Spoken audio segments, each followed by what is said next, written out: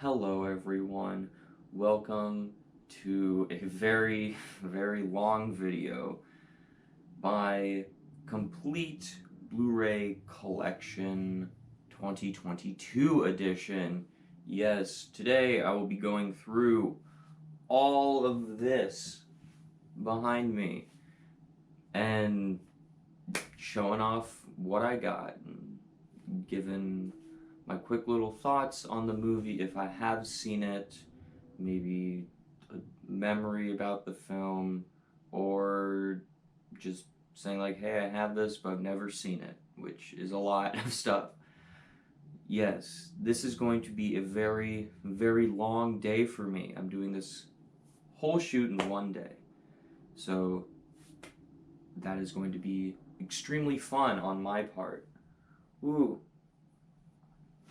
I did this last year in 2021, and I think my video was like an hour and a half. Also, I sat down last night and counted every single Blu-ray that I have. I have 856 Blu-rays based off of my count. So, the way that we are going to do this, I am going to start up over in this corner where we got numbers.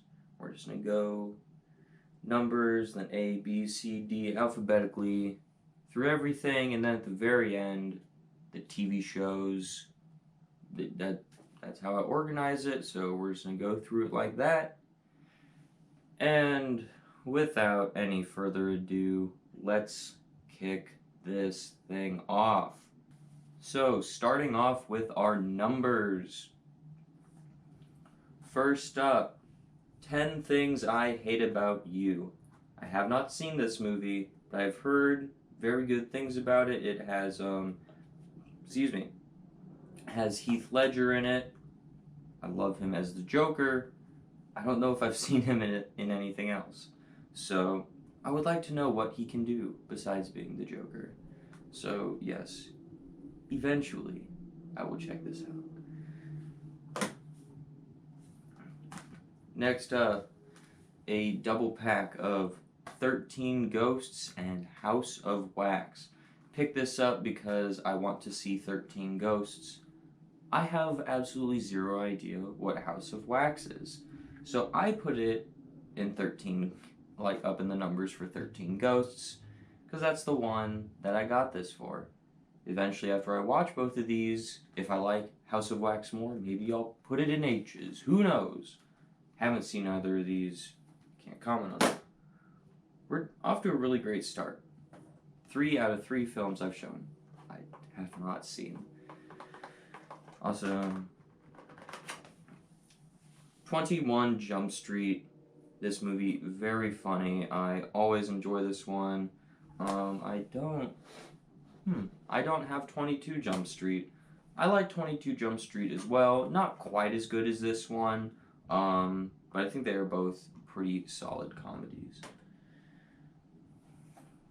Speaking of solid comedies, The 40-Year-Old Virgin. This movie is hilarious.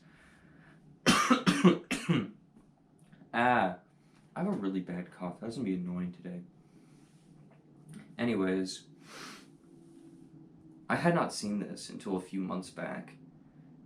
But this movie's freaking hilarious. Oh, you got Steve Carell in one of his funniest roles. Paul Rudd. I love Paul Rudd. Always a pleasure to see Paul Rudd pop up in things. It's also very early in the morning for me right now. I set aside an entire day to do this very long video. Anyways, not important. Next up, 300, a Zack Snyder film. I love Zack Snyder. I love his movies. I've never been as high on this one as everyone else. I think it's enjoyable, but I think it's a fairly simple movie, not, I don't want to phrase this, not to the pedigree that everyone else thinks that it is. So I enjoy 300. It's not one of my favorite Zack Snyder films, but I enjoy it. It's not bad by any means. And then our final number 1917 4K Steelbook. This is one of my favorite movies of all time. Every time I watch this movie, I don't know. This movie is perfect. This is one of those few movies that I consider to be perfect, and 1917 is one of those films. I adore this movie.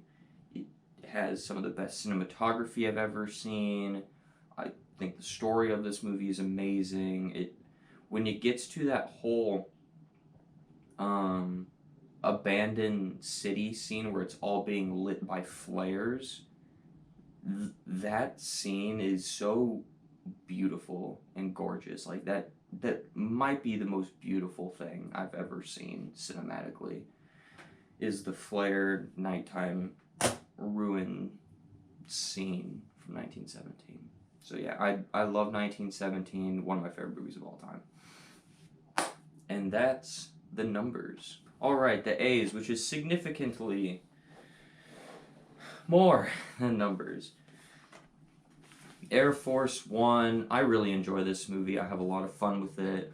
I have a lot of fun with those action movies where it's guy versus terrorist on things, kind of been labeled as the Die Hard ripoffs. I don't know, I don't really like that term. The Die Hard formula, the action movie formula. There we go, the action movie formula. So yeah, I really like this one. I think this is one of the better of those formulas of guy versus terrorist movie. So yeah, I really enjoy Air Force One. Keep coughing, this is not good. Then we got the Alien 6 movie collection, and then also the 4K of the original Alien. I love the original Alien. It's one of my favorite horror films of all time. As for the rest of the series, I really enjoy Aliens. It's not one of my favorites of all time, but I do enjoy it. I can understand why some people have it as one of their favorite films of all time. Alien 3, Alien Resurrection, I hate both those movies. I don't like them. They are not good at all. And then Prometheus and Covenant are actually the first two Alien movies I watched. But rewatching them now, this kind of frustrated me of like, I don't know, it's just too philosophical from what I'm looking for in an Alien film. But then there's also the part of it that is like what I'm looking for in an Alien film. So, I don't know, kind of a mixed bag of a franchise for me. But cool box set. I really like this artwork where it kind of shows all the different xenomorphs and face huggers and different things. So, I like this box set. But, yep, kind of a mixed bag of a franchise for me. Also, the 4K of Alien looks really nice, considering that the movie's like 40 years old. Looks really good.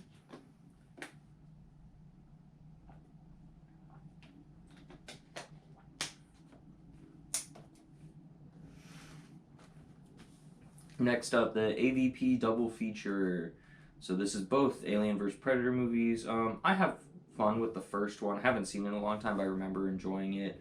And then I hate AVP Requiem. I genuinely think that the movie is garbage. Like, genuinely. I hate that movie so much. Because, I mean, like, whoa!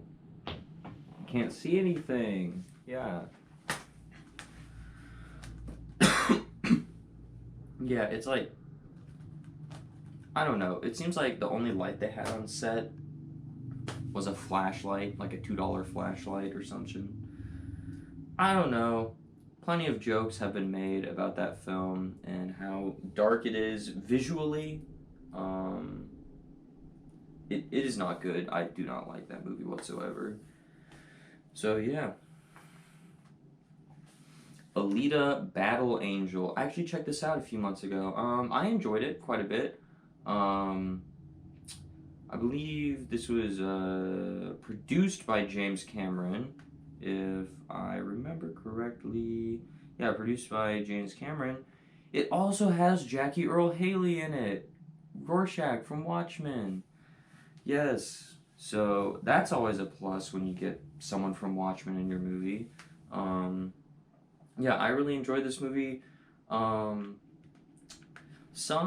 I don't really get into the cyberpunky type films as much, but I enjoyed this one quite a bit. Next up, you have two. Got All Hallows Eve and All Hallows Eve 2. This one's just okay. This one I don't like at all. Um, I'm a big fan of Art the Clown. I really like him as a horror villain. But basically, what these movies are anthology movies where someone finds like a tape, and then on the tape is just a bunch of like different videos that kind of summon these demonic beings into our world or whatever, something like that. And I really only liked one of the those videos on this one, but yeah, one of those anthology movies. I only liked one of them in All Hallows Eve, and then in All Hallows Eve 2, I liked one of them. And there's like 10 anthology movies in this one. There's 3 in this one, so I don't know. Plus, I just like Art the Clown better than this stupid ass pumpkin dude. I don't know. So yeah, it's first one is okay. Second one, nope, don't watch that one, please. Next up, the 4-pack of American Pie with little plastic on it. Lovely. Anyways, yeah, it's been a while since I've seen these. I remember enjoying all of them. But yeah, I remember them being quite funny. Yeah, I don't really know what else to say because I haven't seen them in a while. Sorry, I don't have time to watch everything. Hoo. The 4K Steelbook of American Psycho with the slipcover. I usually don't keep slip covers on my steelbooks like this, but for American Psycho I did because I like that thingy. I don't know. I liked it on this one, so I kept it in my collection. I do whatever I want. I liked this film. I don't quite understand why. I guess people have it as like one of their favorite horror movies of all time. It was way too ambiguous to me and way too confusing as to what was actually happening. But I liked it. I thought Christian Bale's performance was great, but I feel like a lot of the film is just them talking about business cards and stuff. I don't know, man. Not for me, but I can respect it to a certain degree. Next up, the double feature of Anchorman 1 and 2. The first one, really good. The second one is okay. Seems like they just are trying way too hard to be the first one or trying to be better than the first one. Especially when you have like the whole fight scene where it's like in the first one, it's just like 3 or 4 news crews against each other. The second one is like 20 news crews together. It's like, okay. And it's like every single one's just like cameo palooza. It's like, okay. Like, anyways. Yes, they're both pretty funny. I just think the first one is better than the second one. Oh, I forgot I picked this up. Antlers. Yes, a horror movie from last year. I thought it was decent. Yeah, I liked the creature design in it and kind of the oh fuck. I don't know.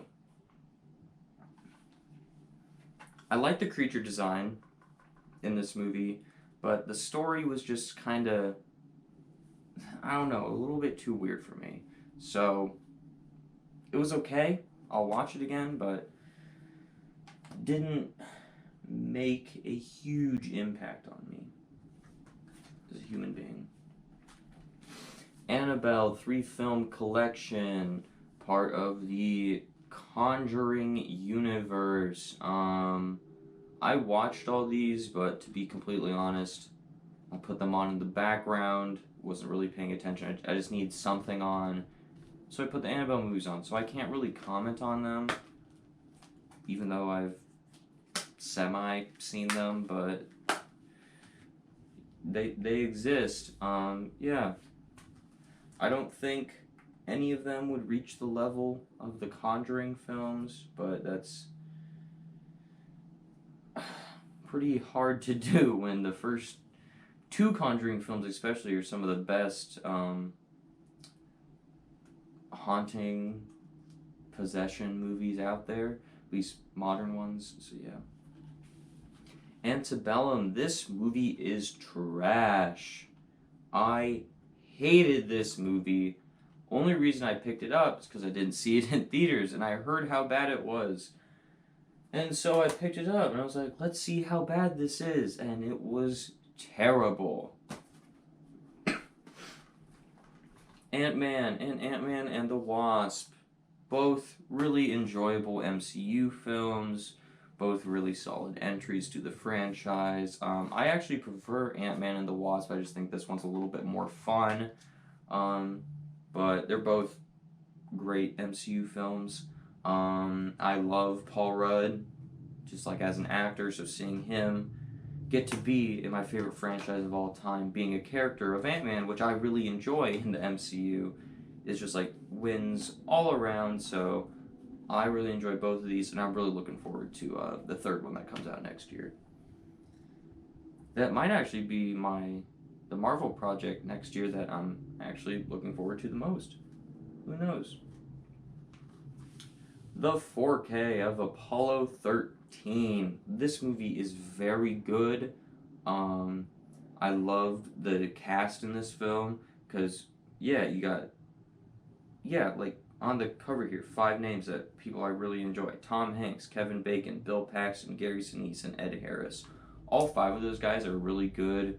And just, yeah, this movie's just really good and like really tense on like how are they gonna bring these guys home and stuff. So yeah, I really enjoyed this the time I watched it. So I picked it up on 4K, so when I want to watch it again, I can in pristine condition. Aquaman, one of the better DCEU films. Yeah, the DCEU is a bit of a mess, especially right now, but yeah, I like this one. I've pretty much lost all excitement for the second one based off of how many times I just keep pushing that film back, so yeah, I'm gonna watch all the DCEU films within the next month or so in preparation for Black Adam. I haven't watched them all in a few years, so yeah, but I really enjoy Aquaman for what it is. The triple feature of Austin Powers movies. Second one is my favorite. It's not even close. I love the second one. Probably in my top 10 comedies of all time. I love that second one. The first one is really good. And then the third one I don't care for at all. I just think it's one of those things that just went on too much. I don't think the magic's there. It just feels like they're repeating gags from the first 2 films and the third one, so yeah. Yeah, I love the second Austin Powers so much. It's hilarious. Aha, a movie I will be watching within the next few months. Avatar, the what is this? The something edition. The collector's edition, right? I don't know. This really fancy Avatar book that never wants to open.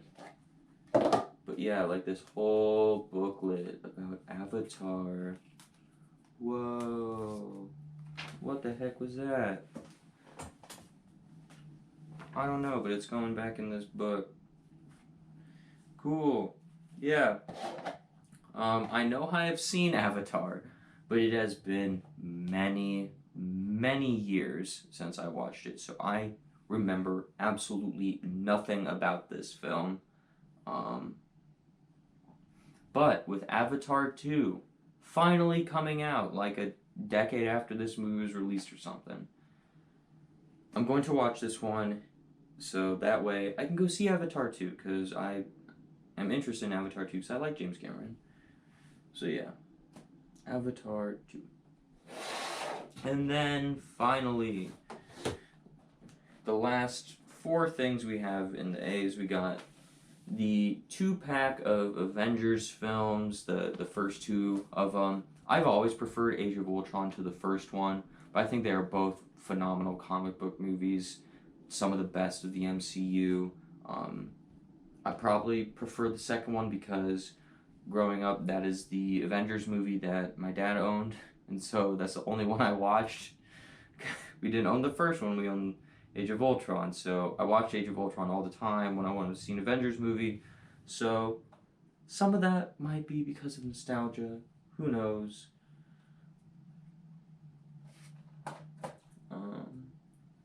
And then, of course, the big two, Avengers Infinity War and Avengers Endgame on 4K. This is my favorite movie of all time, and this is my second favorite movie of all time. I love these movies so much. Are they the best films ever made? No, but but these are the films I love the most out of any film ever. They're just the movies I love the most.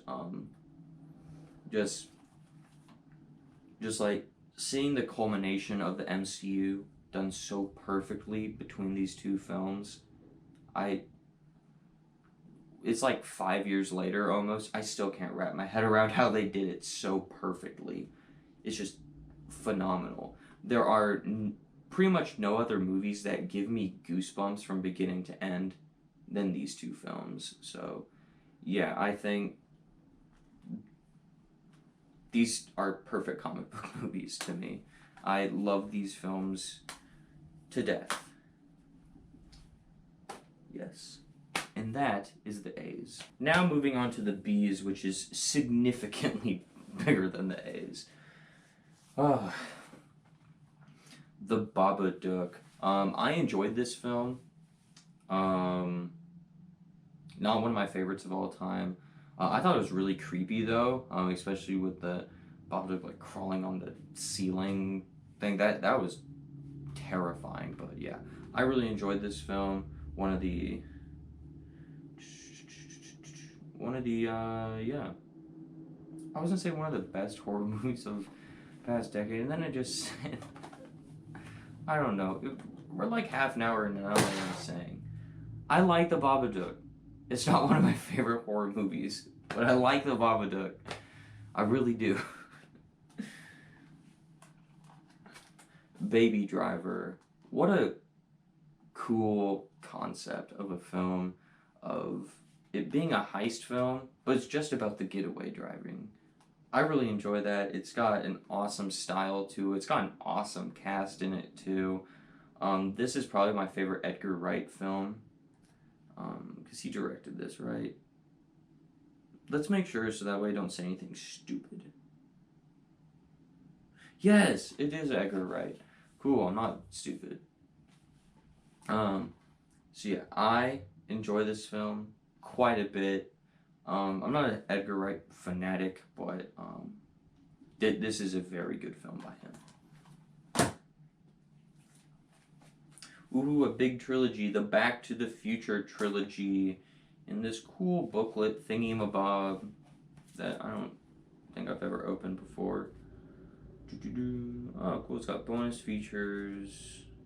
That's awesome. Yes. These aren't my favorite movies of all time, but I really like this trilogy. I think it's a very, very solid trilogy. There's not a bad movie in this trilogy. I think all the movies in this trilogy are 4.5 stars, pretty much. Like that. That's a pretty solid trilogy if you can do that. yeah, so probably one of the best trilogies ever made, actually, now that I think about it. Yes, Back to the Future's movies. The Back to the Future trilogy. Classic, amazing, awesome trilogy of all time. Speaking of trilogies, you got the Bad Boys trilogy. I think this is a fine trilogy. It's not really my favorite trilogy, but yeah. They're all pretty good movies. I actually saw the third one first, and then I saw one, then two. So watched them in a weird order, but yeah, I like these movies. They aren't some of my favorites, but I love Will Smith. I love Will Smith. I know he is a bit of a controversial figure right now because of the Oscars, but he makes great movies, and I love him as an actor. Then you got Bad Grandpa and Bad Grandpa .5. So this is like the jackass movie of Johnny Knoxville being Irving Zisman. This is all the behind the scenes deleted features, stuff like that. I'll be completely honest, I think the behind the scenes deleted features and stuff are better than this movie. Johnny Knoxville is a riot in the special features. So yeah, I think that so yeah, if I'm in the mood for Bad Grandpa, I'm probably gonna put in the special features before I watch the actual film, which is kind of weird, but oh well. Bad Moms. I have no idea if I've seen this or not. Oh yeah, I've seen this. It's been a very long time since I've seen this. I don't really remember what it's about. So yeah, apparently I own this. I wonder how many times I'll be like, oh yeah, I own this today. Bad Times at the El Royale. I really enjoy this film. Pretty much the only thing in this film that doesn't work for me is Chris Hemsworth. I just don't think his character works in the film at all. And then I guess it also can be knocked against as like someone trying to do Quentin Tarantino, even though they're not Quentin Tarantino. I understand that criticism, fair criticism, but I just like Quentin Tarantino stuff, so give me something that's like Quentin Tarantino, I'll probably like it. So I really enjoy Bad Times at the El Royale. For what it is, kind of this murder mystery thing. So yeah, I really enjoy Bad Times at the El Royale. The Banana Splits movie. This movie is one of the goriest movies I've ever seen. It's like Five Nights at Freddy's, the movie, but gory with the banana splits. I don't know what the hell this movie is. It's so bad, but so entertaining at the same time. It's one of those movies that if you get together with the right group of people and watch and just crap on it the whole time, you'll have so much fun with. It's one of those movies. The Basket Case trilogy. Awesome. You got the fucker in the basket flipping you off on the back. I don't know what the hell I asked for this for Christmas for, but my dad got it for me, so thanks. I've not watched these. Well, that's a lie. I watched the first one. I haven't had any desire to watch the other two. It's not good at all. The first one's not good. So I can't imagine the sequels will get any better. It's so weird. I like the concept. I think it's a cool concept, but just not for me. We'll put it that way. Let's put it nicely. All right, moving on to our Batman movies. Got Batman 66. I'm not a fan of this one. It's just way too campy for me. If you were alive in the 60s or you watched the TV show, I can see how you like this film. But watching it in the year 2022, when we got other Batman movies, which I'll get to, I don't think it holds up very well. So yeah, I don't really enjoy it all that much. Next up, you got the Steelbook of Batman 1989. I've always loved this film. It's one of my favorite Batman films. This is one of the Batman films I watched while growing up, because I used to go to Family Video and saw, like, hey, we have Batman, so I was like, hey, can we rent that? Rented it one night, watched it, and I was like, oh, that's awesome. And then I think we got it for Christmas or something later on, but I've always loved Batman 1989 a lot. Love Jack Nicholson's Joker, love Michael Keaton in the role. I think he's one of the best Bruce Waynes we've ever gotten. And then you got the 4-pack of Batman 89, Returns, Forever, and Batman and Robin. Batman Returns is okay. There's a lot of things in it that I like, a lot of things in it I don't like. Batman Forever is just way too goofy for me, and I don't know, it's kind of forgettable, honestly, as far as Batman movies go. And then Batman and Robin is atrocious. It's garbage. Just one of the worst comic book movies I've ever seen. Then you got Batman v Superman, Dawn of Justice, the Ultimate Edition. I've always really liked this film. It's nowhere near perfect. It's got a lot of flaws in it, but I've always enjoyed it. I think there's way too much stuffed in this film, and Zack Snyder did the best that he could with the film. So I've always liked Batman v Superman. I've never understood people saying it's one of the worst Batman movies, especially one of the worst comic book movies, especially. We've gotten things that are way worse in both of those categories, in both Batman and superhero movies. We've gotten things that are way, way worse. So, if you want to say it's a middle-of-the-road Batman film, I understand you. But worst? No. Then we got The Batman from this year. This is still in my top 3 of the year. I loved this movie. When I did my Batman ranking, I had it in 3rd place behind The Dark Knight and Zack Snyder's Justice League. I think I bumped this one up to 2nd place now. The more time that I sit on this movie and think about it, the more I genuinely love this movie.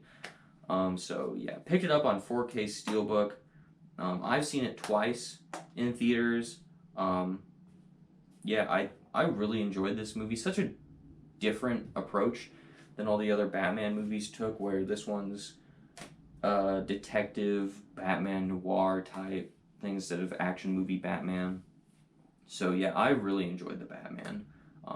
It will remain in my top 3 for the rest of the year, because I don't foresee anything bumping it out of that top 3, but I mean, something could, but I don't foresee it happening, so yeah. Then we got The Belko Experiment. This movie is awesome. If you just want a sick, twisted movie, The Belko Experiment is just... I love this movie so much. It's pretty much what happens if your office building got locked down and everyone was told to battle it out to the death in an office building. Basically the premise of the movie. I think the script was written by James Gunn. It's got a lot of people in it, like Michael Rooker's in it, Sean Gunn's in it. There's some other noticeable people in there, but I love The Belko Experiment. Speaking about movies I love, Black Christmas 1974. This is one of the most underrated horror movies of all time. This is one of my favorite horror movies of all time. I love this movie. I think it is criminally underrated. This to me is one of the best slashers ever made. Maybe is the best slasher ever made. I don't really remember what I have on my letterbox for my favorite slashers, but yeah. Black Christmas 1974, phenomenal horror film. This is since I watched it last year, every year this is going to be a yearly Christmas rewatch for me. So genuinely creepy. This is one of the few films to ever like creep me out and like actually make me feel a little scared. So yeah, I love Black Christmas 1974. There are very, very few movies from the 70s that I say I love. Black Christmas 1974 is one of those films. Black Klansman. This movie is hilarious. You have John David Washington playing a police officer who joins the KKK. And then you have Adam Driver as another police officer that pretends to be John David Washington's character in the KKK. So you get to see an extremely racist Adam Driver joining the KKK. Or maybe he's not actually racist, but he's pretending to be racist, so that way you can be in the KKK and then just like, I don't know. It's just hilarious. I can't really explain it very well because I suck at explaining things, but hilarious film if you want to see a whacked out Adam Driver performance. You got Black Panther. Again, solid addition to the MCU. I think this movie's way overrated though. Best of the MCU, not even close. Best Picture nominee, no. Just no.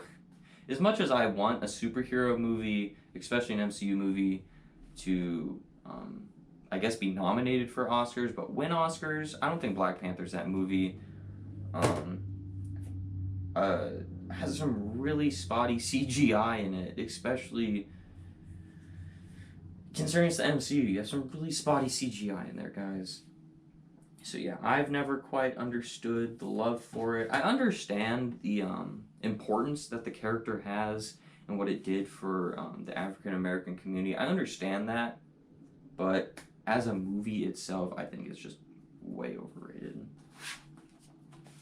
Then you got the 4K of Black Widow. I was so excited to see this because it had been 2 years since I saw an MCU film. I was like MCU deprived. So I saw it, and again, solid addition to the MCU. I really enjoyed it. Not one of my favorites of the MCU by far. Black Widow's never been a character I've fully loved, but I enjoyed that movie. I thought the villains were kind of meh. Florence Pugh was the standout in the film. Florence Pugh is just one of these actresses that is up and coming that's blowing it out of the water, quite frankly. And I always enjoy everything she's in.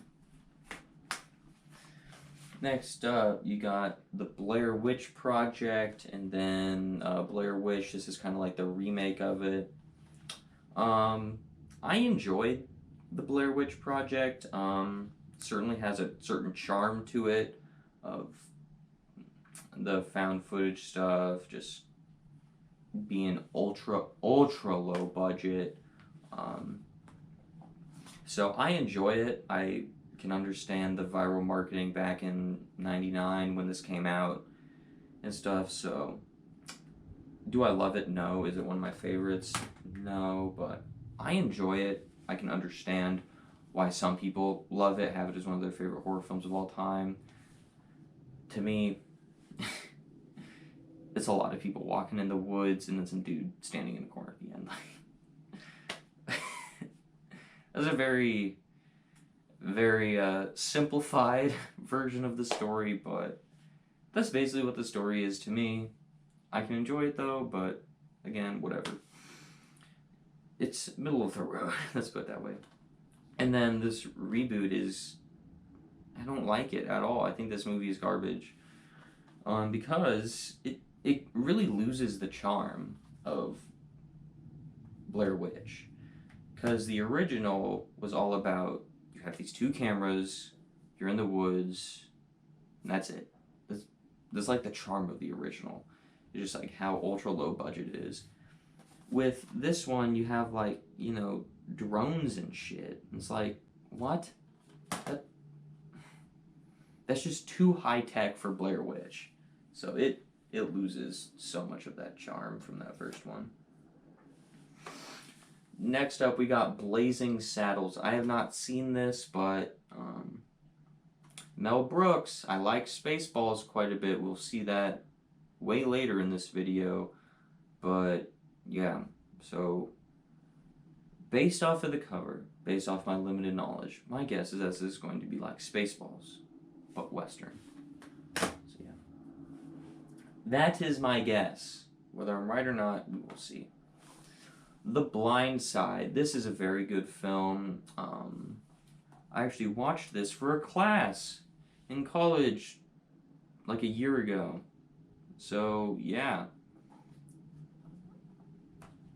I really enjoyed it. Very great story. I think Sandra Bullock gives a great performance in it. I don't really gravitate towards sports movies all that often. Just not my thing. Sports aren't really my thing, because, well, movies are my thing, but yeah. I enjoyed The Blind Side quite a bit. Blockers. This movie is hilarious. One of the... John Cena, man. Anything that John Cena is in, I am all there for. I think that guy is hilarious, especially in Peacemaker. Anyways, this isn't about Peacemaker. This is about Blockers. Basically, these parents try cock blocking their children. Blockers. That's where the title comes from. I think that movie's hilarious. Yep. Also has this dude in it. Whatever this dude's name is, like Ike Barinholtz. Barinholtz. That's what I'll call him. Ike Barinholtz. I think that's what his name is. He is also hilarious in everything he shows up in. Next up, you got all three Bill and Ted movies. I think these movies are all pretty good. I think the first one's the best. Then I think this one's my second favorite. Then the third one's my least favorite. But yeah, I didn't watch any of the Bill and Ted movies until Face the Music came out a few years ago. So I don't have like this nostalgic love for them, but yeah, they're all pretty decent. Then you got the 4K of Alfred Hitchcock's The Birds. This one wasn't really for me. It's, again, what year was it? I don't know what year this movie came out. That's depressing. I don't know, nor do I really care to read the text on it. But yeah, there's 1963.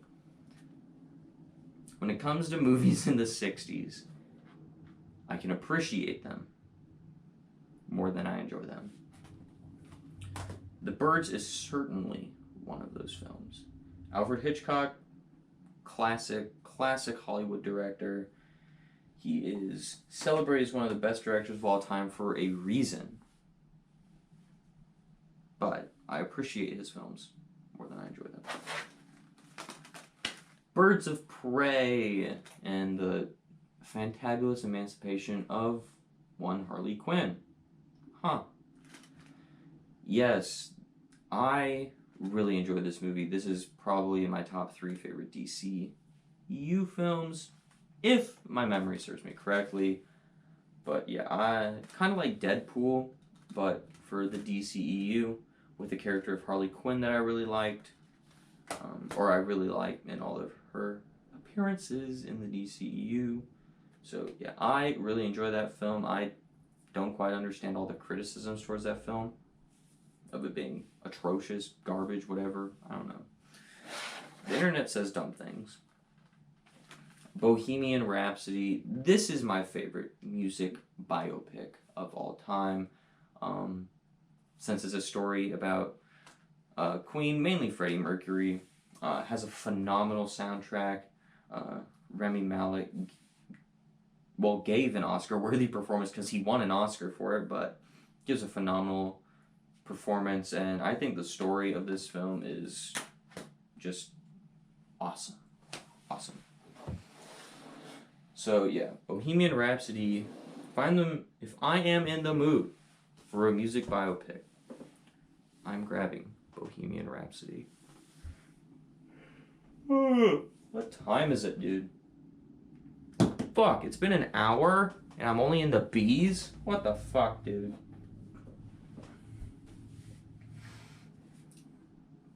The James Bond collection. All 24 of the James Bond films. Look, I watched all these leading up to No Time to Die, which I'll talk to in a second. They're not my thing. I think they're kind of dated. I'm already not the biggest fan of espionage films, so espionage movies just aren't my thing. So spy movies, the classic spy movies, they just aren't my thing. I prefer the Daniel Craig era of James Bond, specifically Casino Royale and Skyfall are awesome. Spectre was very frustrating and a mixed bag, and then I didn't like Quantum of Solace at all. So yeah, James Bond, not really my thing. Unless we're talking about No Time to Die. I love this movie. This was my favorite movie last year, which surprised the hell out of me that James Bond, a franchise that I really only enjoyed 3 of the movies out of the previous 24. If you would have told me that a James Bond movie would be my favorite movie of the year, any year, I would tell you you're smoking meth. Smoking meth. Yeah. I love smoking meth. I don't actually smoke meth, but yes. Okay, we got all 5 Bourne movies. Again, I'm not big on espionage, but these are like espionage action movies, so I enjoy them. I also love Matt Damon. He's like my favorite actor ever. Love Matt Damon. So Matt Damon action franchise. Yes, love it. Braveheart with Mel Gibson.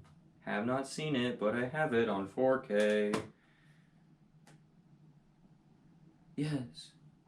I don't know what the fuck I'm doing. Brawl in Cell Block 99. Haven't seen this yet. I believe this is from S. Craig Zoller. Yeah. Yeah, directed by S. Craig Zoller. I saw his name somewhere on here. Anyways, I'm going to assume he directed this because I don't feel like reading anything else. I have not seen this yet, but I wasn't saying I loved, but I really liked Dragged Across Concrete. So hopefully that one is just as good. The Breakfast Club. I had not seen this until a few months ago. I really enjoyed it. I don't necessarily love it. Don't think it's one of the best movies ever made, but I can understand why it is a classic.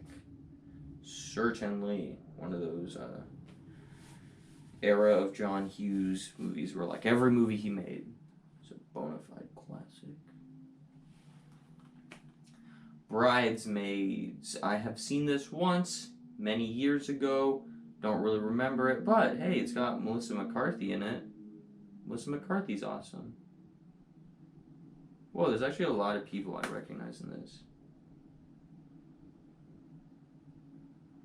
Huh. Maybe I'll rewatch this. There's a lot of people in there that I recognize. Huh. Awesome. Anyways, I'm trying to go faster so that way I'm not here until 10 p.m. Brightburn, Evil Superman movie, where it's Superman, but if he was bad and wanted to kill people instead of save people. I enjoyed it quite a bit for what it was.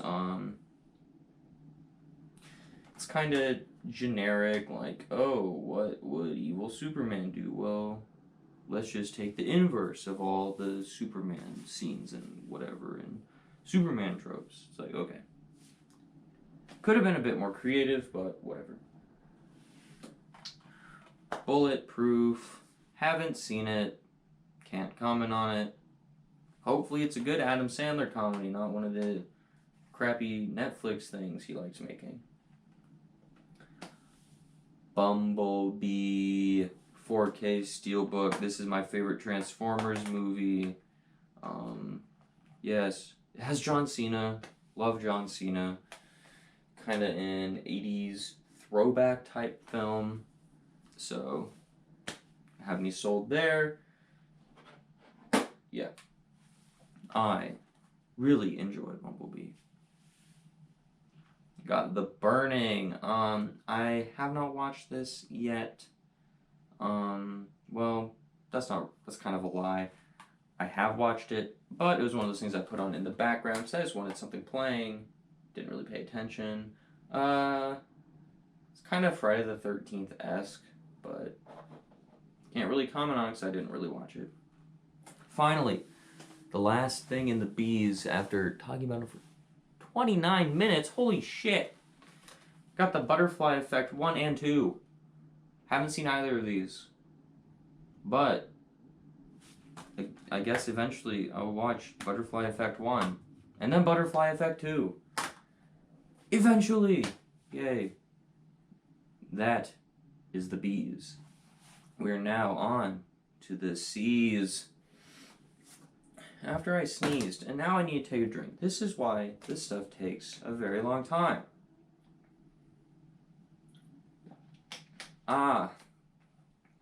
Anyways, C's. Cabin in the Woods. Very young Chris Hemsworth in this movie. Kind of before he was Thor. So I believe this film was filmed before he filmed Thor, then was released after Thor. So yeah, kind of pre-Thor Chris Hemsworth. I like this movie, but it's never been one of my favorites. Never been one of the best horror movies of all time for me, but I enjoyed it. Then we got, yep, all four of these. The Candyman movies. Original Candyman on 4K, one of my favorite horror movies of all time. Just mixes the slasher with the social commentary so well. So well. It's phenomenal. Just one of the best horror movies ever made. They got two crappy sequels that are not good at all. Pretty bad. Candyman's not a good franchise, but it has a good, amazing, awesome, best of all time first movie. And then you got the remake reboot from last year, which I liked. I could have used a lot more Tony Todd, like significantly more Tony Todd. And I think they went a little bit too heavy-handed with the messaging in that one. Next up, the trilogy of Captain America films. I think this trilogy gets better as it goes along. These two, especially, are two of the best comic book movies ever made. But yeah, again, I love the MCU. These two, probably in the top 5 MCU films alone. But yeah, a phenomenal trilogy. One of the best trilogies inside the MCU. Then you got Captain Marvel, one of my least favorite movies in the MCU. I just think it's generic comic book movie stuff in this movie. I don't really find the character of Captain Marvel interesting at all. I think the way they tell the story's a little weird, so not a bad movie, but not my least favorite, but one of my least favorite movies in the MCU. Then you got Carrie. I believe this is the original one from, I don't know, whenever it came out. My guess is sometime in the 80s. Oh, 76? Whoa. Never mind. 76. I liked this movie, but it wasn't groundbreaking, amazing, awesome horror classic to me. Uh-oh. Doggy bark outside. Hope everything's okay. Casablanca. This is hailed as one of the best movies of all time. I can't necessarily argue that. It's just not one of my favorite movies of all time. I respect the hell out of this. I think this is a masterfully made film and everything. It's just not one of my favorites of all time. If people want to defend this as the best movie ever made, I probably won't argue with you. This is a very, very good film, and it's known as one of the best films ever made for a good reason. Central Intelligence. I enjoy this movie quite a bit. It's just Kevin Hart and The Rock teaming up again to do something. This isn't my favorite one of their team-ups, but still, really fun, entertaining film. Why did I put that down so hard? Then you have the Chucky franchise. I actually just rewatched these about a month ago. Not my franchise. I love the first one of my favorite horror films of all time. Then I really like 2. I really like 3. The rest of them I could take or leave. I think Bride of Chucky, not really my thing. Sea of Chucky sucks. Curse of Chucky and Cult of Chucky, I don't care for at all. And then you actually have the remake, which I was quite a big fan of. It's one of the first horror movies I saw in theaters, so I've always really liked it. This feels really like, okay. I don't know why I checked that the disc was in there. No one's gonna steal my Blu-Rays. If you steal my Blu-Rays, I'll beat you up. Yeah. Then you got the 4K of A Clockwork Orange. Stanley Kubrick, one of the classic directors in Hollywood. So yeah, this movie's a classic for a reason.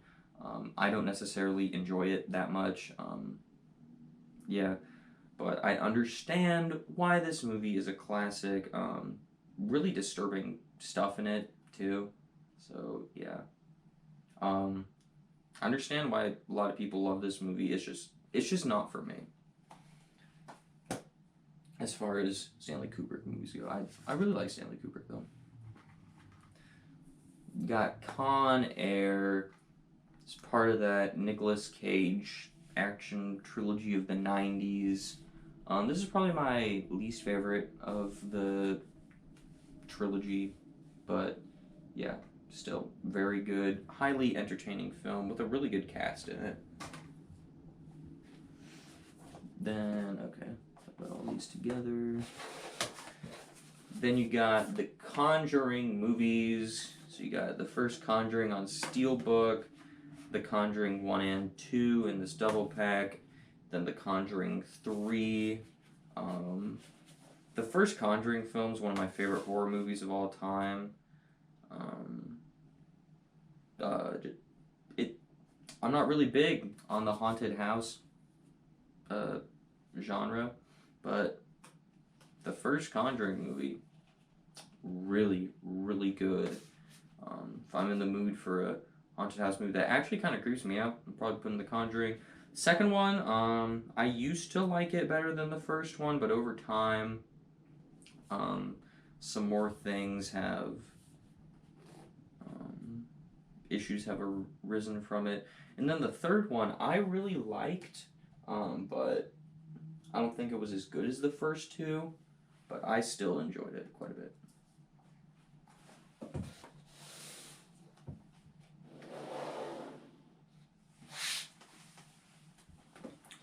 You got Conan the Barbarian. I have not seen this movie, but I love Arnold Schwarzenegger, so maybe someday I will check this out. Eventually, I will check it out. Cop Shop, a movie that came out last year that was just a ton of fun.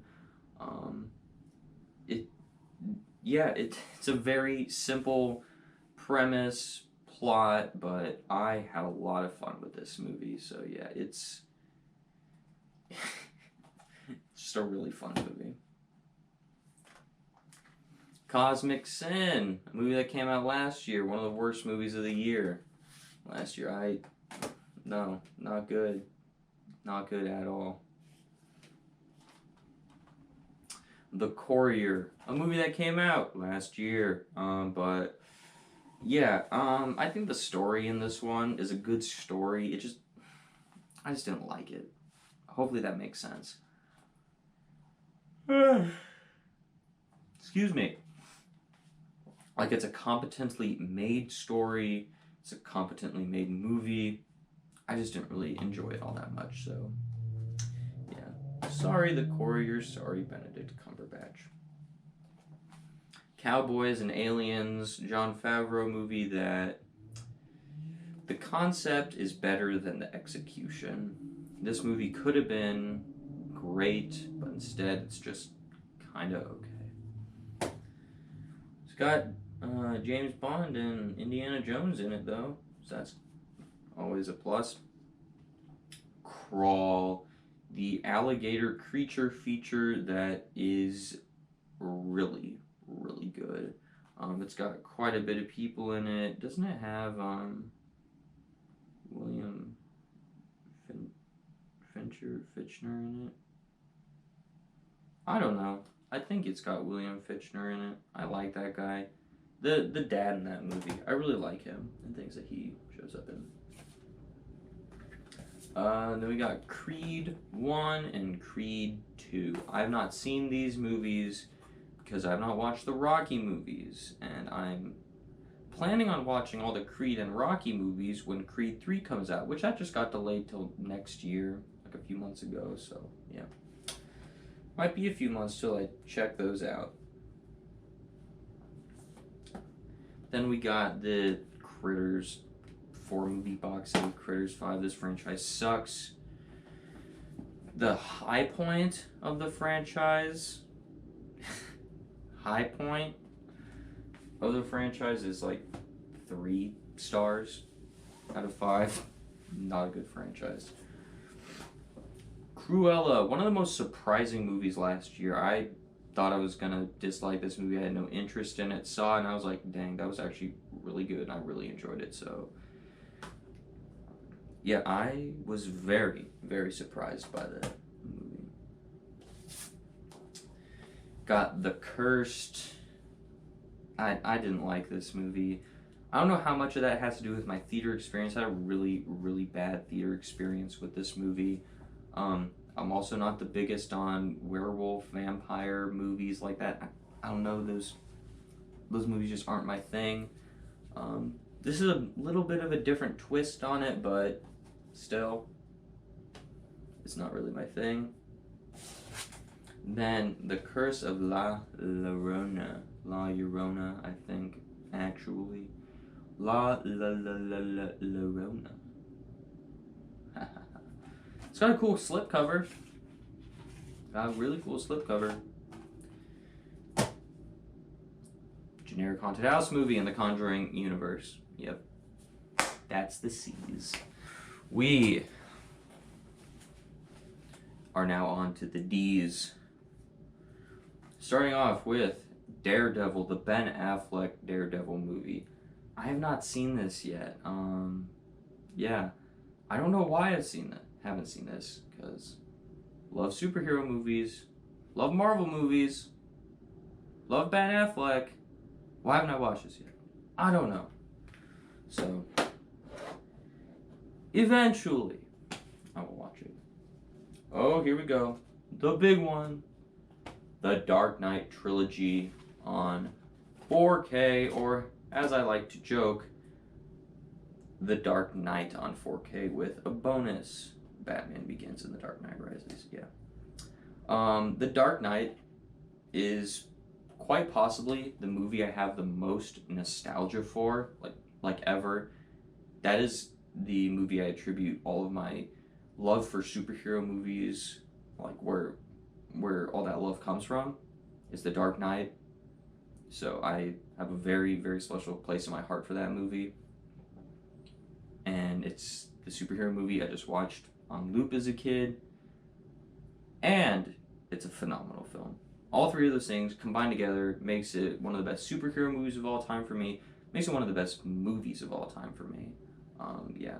Batman Begins and The Dark Knight Rises are both very good Batman movies, but they don't even come close to The Dark Knight in my mind. Yeah. So, Dark Knight, one of my favorite movies of all time, my favorite Batman movie of all time, one of my favorite superhero movies of all time. Yeah, I love The Dark Knight. Which, I feel bad for the Batman, because no matter how good the Batman was this year, like the one that we just got this year, 2022, I walked into that movie knowing that I would never love it more than The Dark Knight. Which I really feel bad for the movie. It's just, I have so much nostalgia and so much love rooted in The Dark Knight that it's kind of unfair to other Batman movies at this point. Anyways. Tangent, but yeah. Dead Poet Society. I watched this movie in my English class in high school. Very good. Very good movie. I really enjoyed it. Picked it up because I remember really enjoying it. I keep yawning. It is early. I literally woke up, took a shower, got ready for the day, and then sat down to do this thing all day. Next up, Deadpool. Deadpool 1. Deadpool 2. Once Upon a Deadpool, which is the PG-13. Deadpool 2. Deadpool, one of the best superhero movies ever made in my mind. I think it's hilarious. I love it. One of my favorite X-Men movies. Deadpool 2 is really good, but it doesn't reach the same levels of the first Deadpool, and then I haven't seen Once Upon a Deadpool yet. I don't know in which a scenario will be that I want to watch that, because I'd rather just do the rated R. But hey, I have it. The Departed, one of my favorite movies of all time. This is my favorite Martin Scorsese movie. This is my favorite Matt Damon role. This is like so many things, just favorite. I like go down a checklist of just like things about this movie that are my favorite. Love The Departed.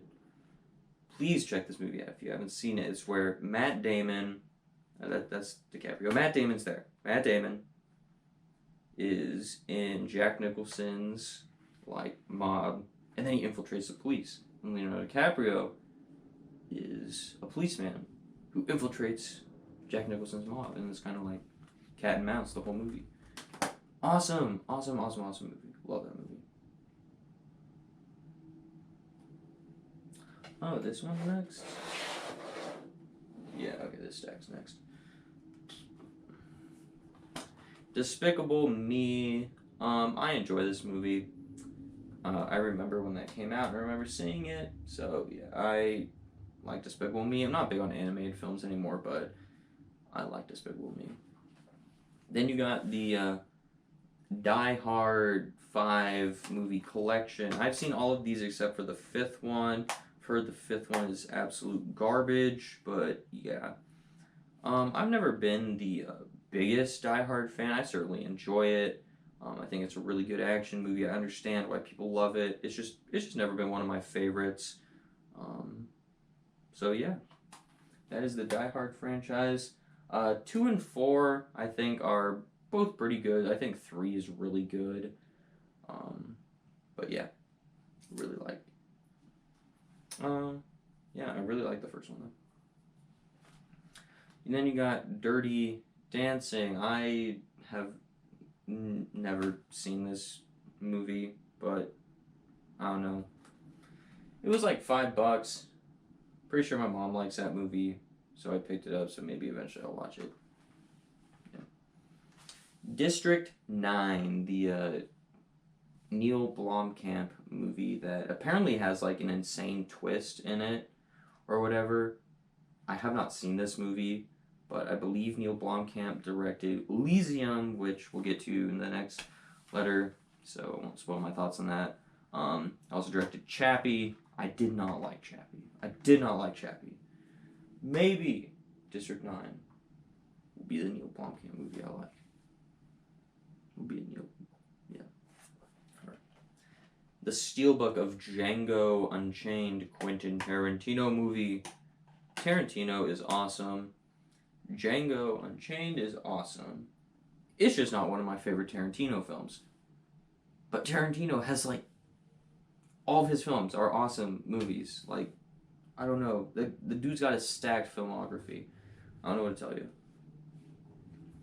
Then you got the, I believe it's 4K. Right? Yeah, 4K Steelbook for Dr. Sleep. I really enjoyed this film. It absolutely should not be as good as it is. Like, shouldn't be at all. Has no right to be whatsoever. Thinking about following up The Shining, one of the best horror movies of all time. Dr. Sleep did a really good job at that. I don't think it reaches the level of The Shining. Not even close. But I still really enjoy Dr. Sleep. Then you got Doctor Strange and Doctor Strange in the Multiverse of Madness. I love the character of Doctor Strange, so both of these are movies I really enjoy. I think I still prefer the first one over the second one, but both are very solid, good additions to the MCU, which I love. So, yeah. And this is the 4K Best Buy Steelbook of Multiverse of Madness. Wow. Oh, cool, digital code. Hey, if you can read that digital code, go ahead, use it. I don't use them. So, there you go, free digital code. Lucky you, whoever uses that, if anyone does. Dodgeball. This movie is hilarious. It's just full of really quirky characters. So, yeah. The few times I've seen Dodgeball, I've laughed so many times. I am hungry. I'm gonna go eat something after I finish the D's. Alright, next up, the 4K. Oh, it's an Arrow release too, of Donnie Darko. I have not seen this film, but I've heard it's one of those films that merits multiple rewatches. So, haven't seen it yet, but eventually I'll check it out. If you're watching this, count how many times I say I'll eventually check it out. Or just count how many movies I own that I haven't seen. That's a good thing too. Got Don't Breathe by Fede Alvarez. Fede Alvarez is an awesome director and producer when it comes to these like concept movies. I think he does a lot of great things in regards to the horror genre. And then Don't Breathe 2, I actually liked.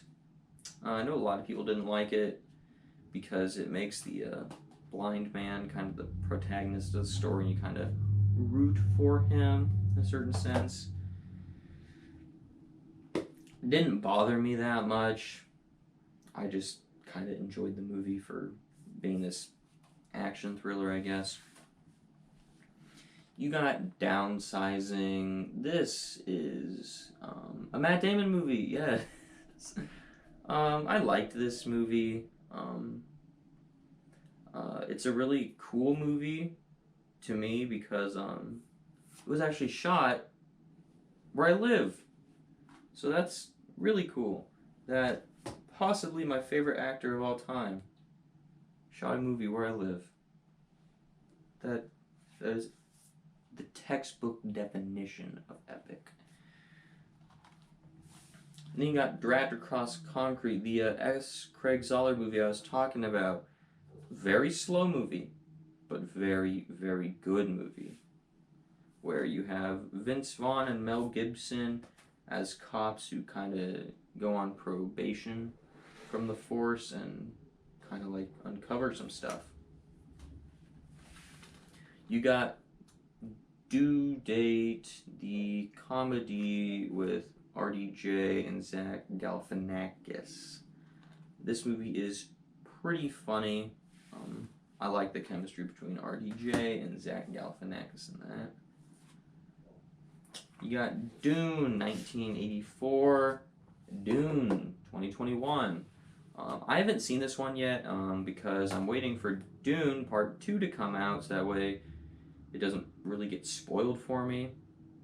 I'd rather be surprised with the whole story of Dune in the theater, when I see it. So yeah, I'll watch this one after Dune Part 2 comes out, I think next year. But yeah, Dune Part 1, I enjoyed this movie, certainly enjoyed it, but it just wasn't one of my favorite films of the year last year. I think the cinematography in this movie was great. Technically, on a technical level, this movie's phenomenal. Does not surprise me at all the amount of Oscars it won for all the technical aspects of it. It was just the story just wasn't quite for me. And then lastly, we got Dunkirk, Christopher Nolan film. I haven't seen this one yet, but I really like Christopher Nolan as a director. So yeah, maybe I'll check this out before Oppenheimer comes out next year, which, holy crap, that cast for Oppenheimer is like the most stacked cast I've ever seen. But anyways, that is all the D's. We are now moving on to the E's. Ugh. I'm gonna try speeding this up a little bit so that way I'm not sitting here till 10 p.m. Anyways, Edward Scissorhands with shit all over it because it's from Half Price Books. I don't know. I've not seen Edward Scissorhands, but I like Tim Burton stuff. I like Johnny Depp, so hopefully that is what I enjoy. What is this? Oh yes, Elektra, the sequel to the Ben Affleck Daredevil movie. Haven't seen it yet, but eventually I will. Elf. This is one of my favorite Christmas movies. This movie is awesome. Yeah, probably my favorite Will Ferrell role. I don't know.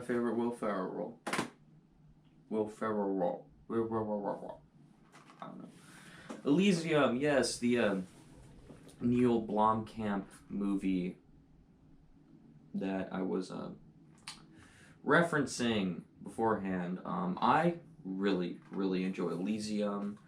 It's got Matt Damon. Love Matt Damon, so you know it's gonna be good. Oh, this thing. Oh, it's missing that thingy. Huh. That's interesting. Anyways, yep. Do I have them both? Yep. Got the Equalizer and Equalizer 2. Both really good action movies with Denzel Washington in them. I prefer the first one over the second one, but they're both very, very good. If you just want to see Denzel Washington tearing a bunch of guys up, those are the movies for you. Then you got the 4Ks of Escape from New York and Escape from LA. I've only seen Escape from New York. I liked it. Definitely a John Carpenter classic. And then I have not seen Escape from LA yet, but yeah. I really like the cast of Escape from New York. I didn't realize all the different people in it. Like, you got Donald Pleasance in there. Got Kurt Russell, obviously, but yeah. I liked Escape from New York. And I haven't seen From LA. Don't know if I said that. Escape Plan. This is a fun enough little action thriller movie where it's Stallone and Schwarzenegger together escaping a prison. Yeah. I mean, could do a lot worse. You could do a lot worse than that. Then you got Escape Room, and then Escape Room Tournament of Champions. Yeah, these are both pretty good smaller horror films. They're not amazing, but they're, for as far as like smaller scale horror movies go, I think both of these are really solid.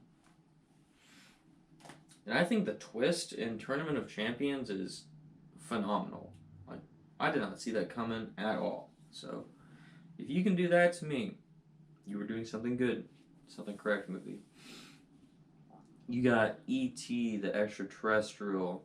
I haven't seen this movie in a long time, but it's a classic. Like, what could I say about E.T. that has not already been said for like, I don't know, 3 decades at this point? Ooh, the 4K of Eternals. Oh, the Marvel movie that disappointed me because, I don't know. I've only seen it once. Based off of the one time I've seen it, it's one of my least favorite movies in the MCU. It's a very, very mixed bag of a film for me. Do I think it's bad? No, I don't think Eternals is bad. But I don't think it's top tier MCU, not even close. So, yeah. I'm gonna rewatch it. I'm only got like 6 or so movies left in my MCU rewatch, so I'm close to rewatching Eternals, but I'm not there yet. Well, okay. My camera died, so I just had to charge it for like 2 hours. So it's 2 hours later for me. Yay. Anyways. Yes, so I'm gonna backtrack. I'm gonna hope that we got to where I think we got. Anyways. Next up, Event Horizon. A pretty good space horror film starring Sam Neill and Lawrence Fishburne. This is the Scream Factory release with this really cool artwork on it. Yeah, I've always liked Event Horizon, but it's never been spectacular to me, but yeah. Speaking about things that are spectacular, the 4K of Everything Everywhere All at Once. This is my favorite film of the year so far. It is going to take I don't know how to phrase this. It's going to take a hell of a film to dethrone this from a number 1 spot. Like earlier we just talked about The Batman. The Batman is my number 2 favorite film of the year so far. I don't even think that comes close to how much I love this film. Like, there's a significant difference between the two. And The Batman, I freaking love. But yeah, this movie came out of nowhere for me. Like, absolutely nowhere. And it just blew me away. This movie blew me away. It's so funny, tells such a heartwarming story, has incredible action sequences. It is the most batshit crazy, insane movie I have quite possibly ever seen. I don't know, but that movie's insane. Next up, we got this big behemoth, the Evil Bong stash box, which has 9 movies in the Evil Bong series in it. I have not watched any of these, but it's a pretty cool box set, if you ask me. I don't know what the fuck an Evil Bong is, but I don't know. I do not know. So that's a series that exists. That maybe someday I'll figure out what it means. I don't know.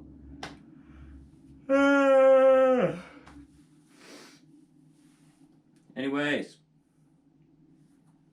Oh yes. Evil Dead 1 and 2 double pack. Evil Dead 2 Steelbook. Army of Darkness.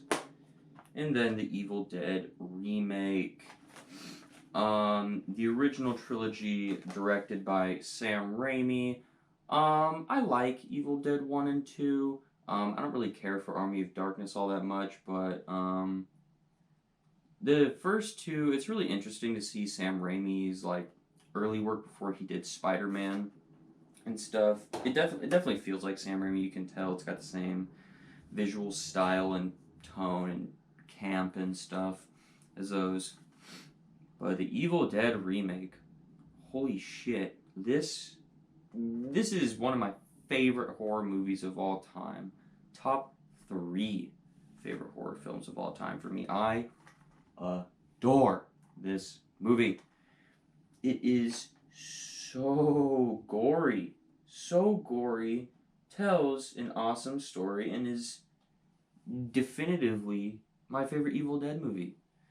We'll see what the new one does next year when it comes out in that franchise. But yeah. Then we got another franchise. We got 4 Exorcist films. The original Exorcist. I really like this movie. It's one of those movies I appreciate more so than I enjoy. Exorcist 2, The Heretic. This movie sucks. Really, really sucks.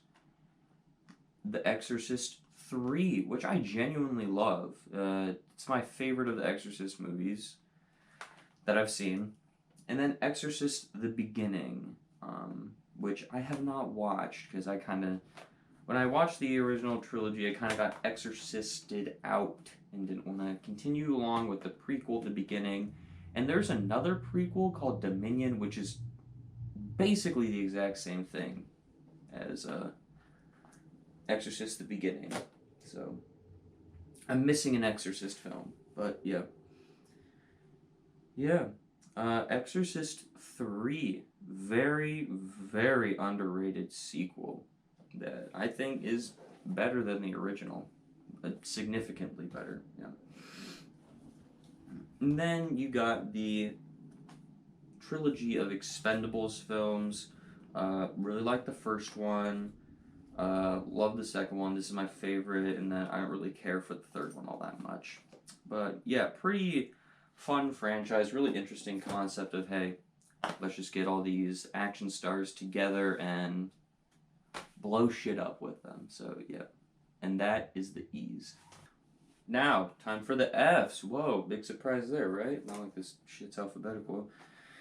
Face Off.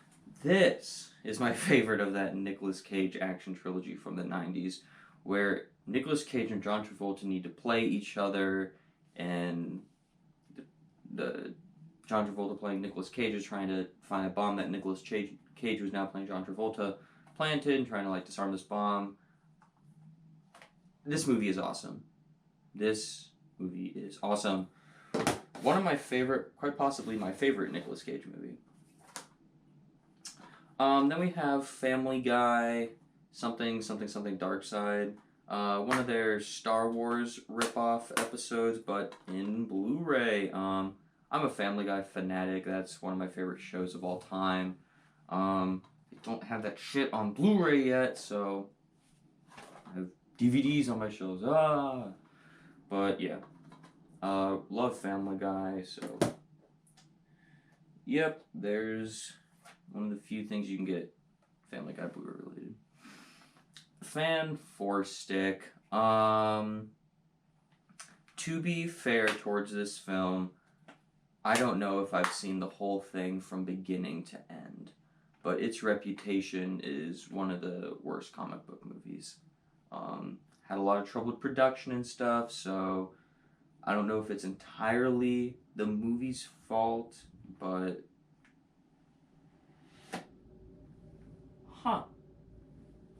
But yeah. So I would like to watch that again. I'll probably watch that Fantastic Four, and then the two from the early 2000s. Then they actually made one in the 90s, fun fact. Probably watch all of those when the MCU one comes out in 2024. That seems like it's so far away because it's Phase 6, but you think about it, that's only 2 years away. The MCU's flying right now, so awesome. Then you got the two of the Fantastic Beasts movies. I don't have the latest one that came out this year, the Secrets of Dumbledore. Don't have that one yet. I think both these movies are fine. This is my least favorite Harry Potter movie. It's very watchable. All the Harry Potter movies are very watchable. I just think the story in this one's messy, and this one can't really decide what it wants to be, I guess. Does it want to be about Newt, or does it want to be about Grindelwald? And I guess kind of the second one about that too, but yeah, I don't know. They're okay additions to the Harry Potter franchise. All the Fantastic Beasts movies are just kind of there. They exist. Then you got Fargo. I actually went to Fargo and saw the wood chipper that they used in the movie. That was pretty cool. Yeah, I thought this movie was okay. I didn't understand why it's like one of the freaking most plasticky movies of all time. Crap, bro. I'm not good at taking all the plastic off of these things, so I just gotta leave bits of them on. Yeah. So there's like plastic scraps all over the floor in here. Anyways. Yeah. I liked Fargo. Thought it was fine, but not amazing. Everyone else, apparently. Got the Fast and Furious 8 movie collection. This is the first 8, and then you got F9, which came out last year. Oh, with the director's cut. Well, I'm sure it makes that movie so much better. I'm not really the biggest fan of this franchise. The street racing, like first 4 or so, don't interest me at all. The rest are just kind of over-the-top blockbusters that keep getting more ridiculous as they go along, so they're watchable, but they're not amazing.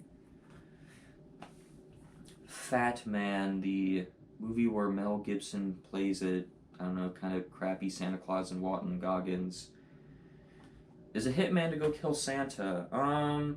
I think the concept is a lot better than it is executed. I didn't really care for it all that much, but I love Walton Goggins. Love Walton Goggins.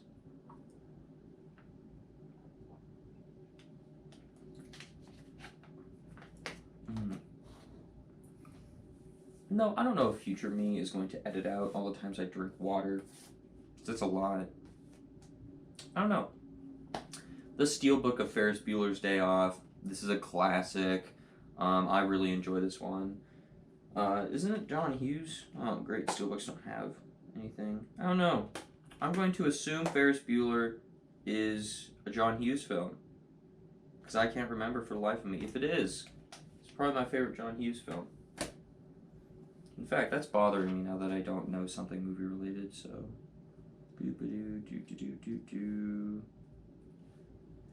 Ferris Bueller's Day Off. Load. Yep, John Hughes. I knew it. 100% knew it, didn't have to look it up. Yep. So yeah, Ferris Bueller's Day Off, my favorite John Hughes film. Stuff. Fight Club in this awesome packaging where it opens. And you see Brad Pitt and Helena Bonham Carter. Brad Norton on the first. Oh, 10th anniversary edition, yeah. Yeah, this is probably one of my favorite David Fincher films. It's a movie that I've grown to love. The first 2 or so times I watched it, I was like, I don't know if I like this all that much. And then the more time that passes and the more times I watch it, the more I genuinely love that movie. So it's great. It's all 5. Yep, here we go. Final Destination 1, 2, 3, 4, 5. Yes, the Final Destination franchise. I really like the first 2. I like 5. 3 is okay, and 4 is garbage in my mind. Yeah, it's a very, very interesting concept, very clever concept that I think they executed amazingly in the films, where you see like someone's about to die, and then just like all these things start going wrong, then just snaps all together and they die. It's like really fun death scenes to watch.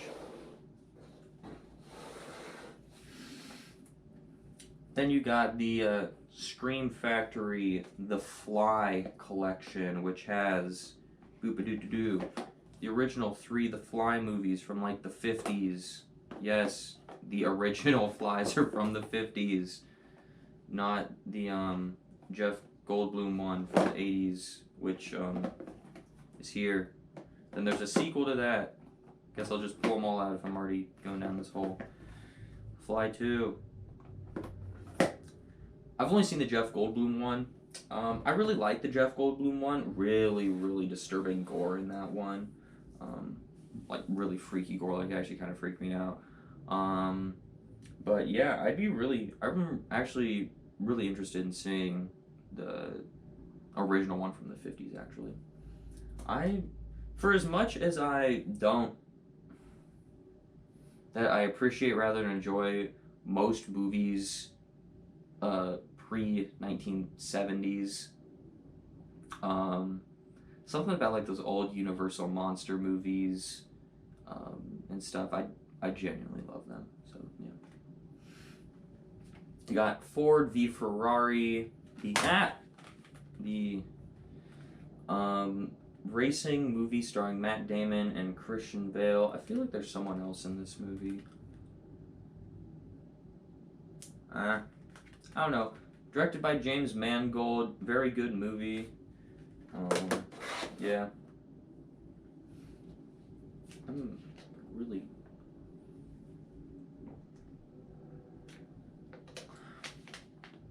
Throat's dying. Throat's dying, man. Oh boy. Forrest Gump. Forrest Gump on 4K. Now, I really enjoy Forrest Gump a lot. It's a great movie, not taking anything away from it. But I think Forrest Gump is very overrated. I think out of the big 3 movies of 1994, being Shawshank Redemption, Pulp Fiction, and Forrest Gump, I think Forrest Gump is clearly the least best out of all of them. But it's still a great movie. Still a great movie. It's just one of those movies where, like, if I don't have it in my top 10, 20 favorite movies of all time, there's always going to be a certain subset of people like, what's wrong with you? You don't love Forrest Gump? No. I don't know. It's just one of those things. Okay? I like Forrest Gump. Great movie. Not taking anything away from it. I think it's overrated. Ooh. Freaky. This movie is awesome. I love this movie. One of my favorite horror films of all time. So much fun seeing Catherine Newton and Vince Vaughn do like the body swap horror thing. Not really body swap horror, but the body swap thing. This director, what's his name? Like Christopher Landon or something.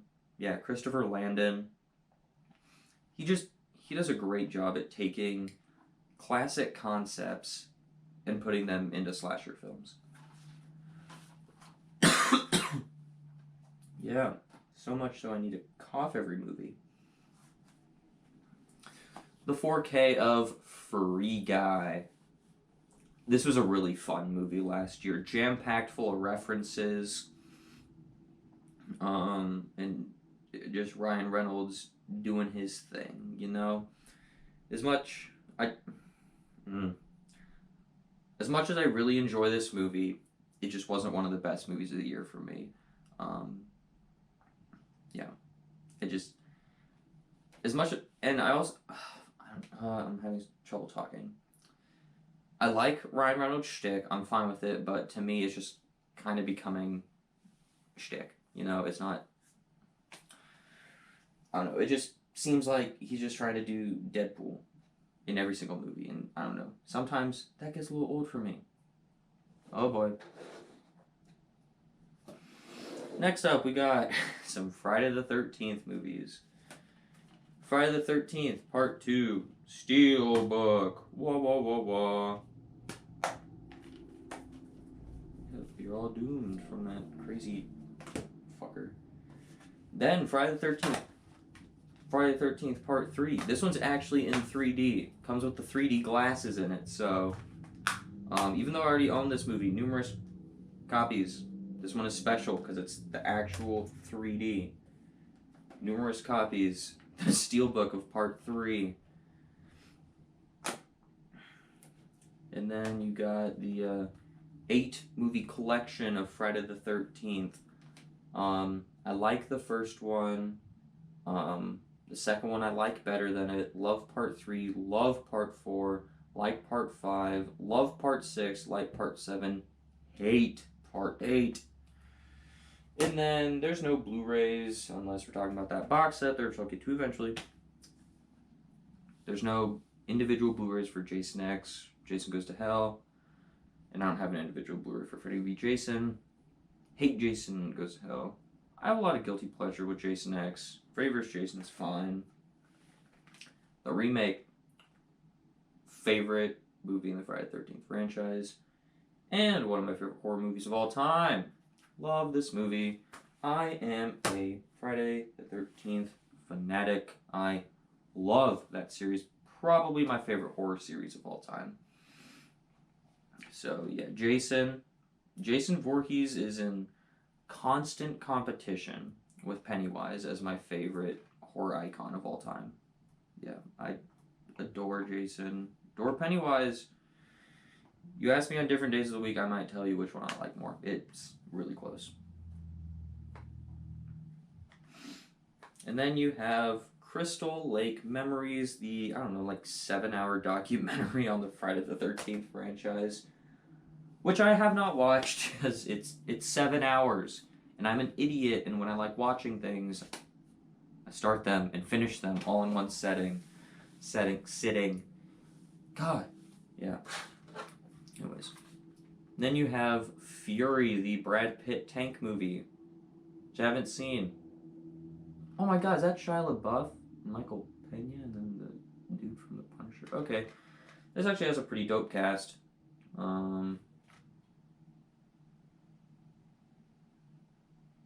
Holy crap. I'm just looking at this, and this is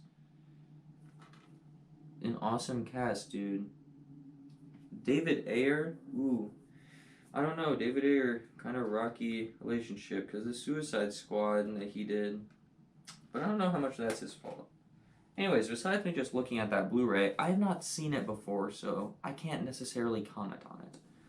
But I own it, so eventually I'll watch it. We good? There we go. What up again, biatches?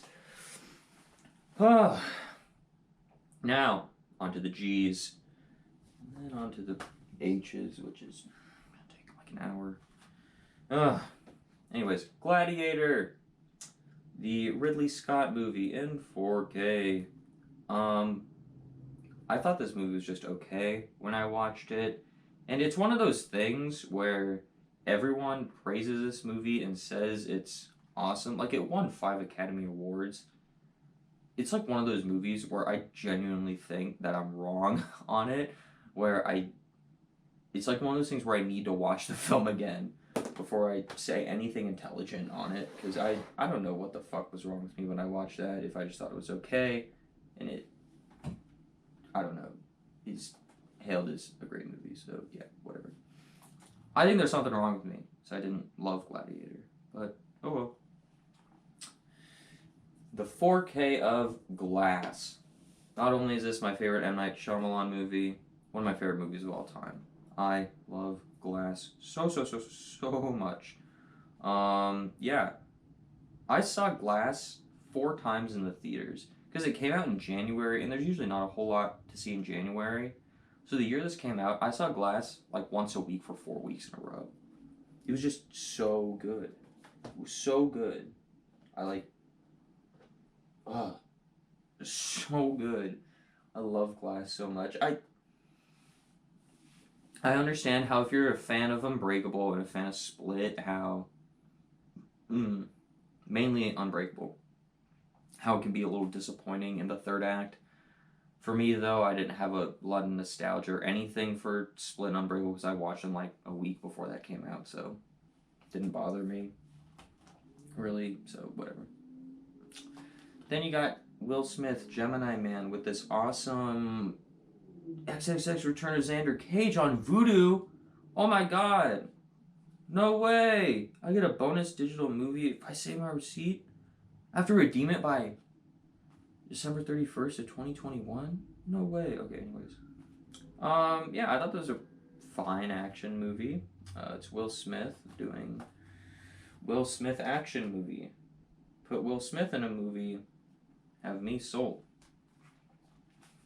Then you got The Gentleman. I really enjoyed this movie. The way I kind of describe it as the British Pulp Fiction, I don't think that really does it a whole lot of service, but it's Guy Ritchie just doing a really interesting gangster movie. So yeah, I really enjoy that movie. I want to see Matthew McConaughey talk about growing drugs and growing weed. Hit that movie up. Then you got the 4K of Ghostbusters, which my thingy is backwards. Oh no, my thingy is actually broken. Huh, that's very disappointing. Well then. Oh well. So yeah, 4K of Ghostbusters, that apparently the clippy on the side is broken. The Steelbook to Ghostbusters 2, which I haven't seen in years. I literally just never hear about this movie. No one ever talks about it. Then you have the Ghostbusters 2018, which everyone loves to crap on. I think it's fine. And then Ghostbusters Afterlife. If it wasn't for No Time to Die last year, this would have been my favorite movie of the year last year. This might be my favorite Ghostbusters film. I don't know. It might be my favorite Ghostbusters film.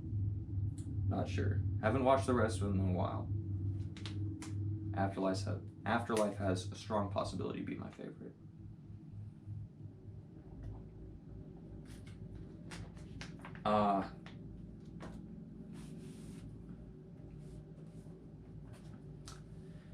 Then the trilogy of Godfather films.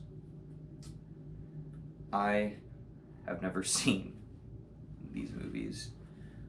I know, what? You're the movie guy. You have like 856 Blu-Rays. You haven't seen The Godfather? No. I don't know what to tell you, man. It's the movies where I want to be in the right mood when I watch them, because it takes a certain mentality from me to sit down and watch a new movie. Like, I have to just want to experience something new and like fully invest myself in it. Whereas if I throw in Infinity War, I've seen that movie a bazillion times. I don't need to like fully pay attention to it, you know? If I'm gonna watch something, especially something hailed as some of the best movies of all time in The Godfather Part 1 and 2, I need to be able to sit down and invest myself in the whole movie. So, yeah. That's my rationale for I've never seen The Godfather. Probably not very good rationale. Anyways, the Blu-ray of Godzilla 2014. I love this movie.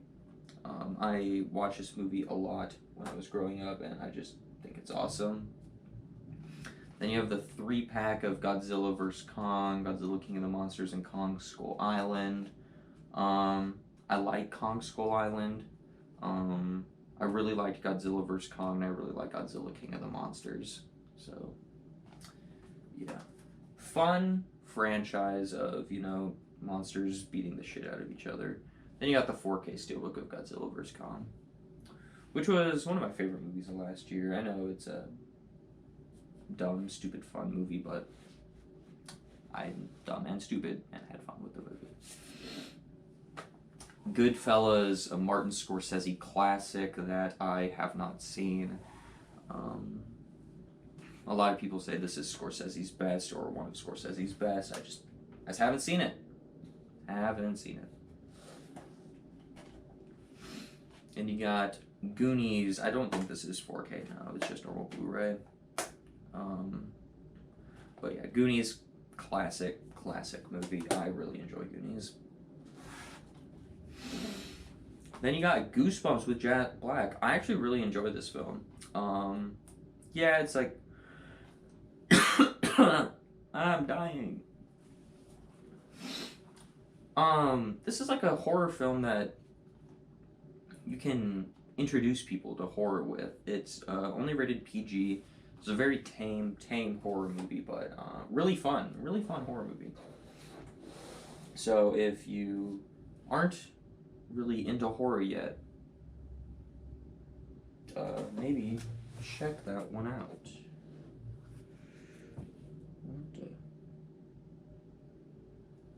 Okay, something weird happened with this. Okay, there we go.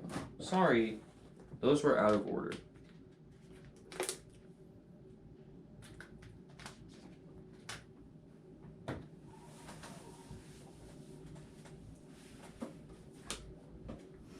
Then you got the Grand Budapest Hotel.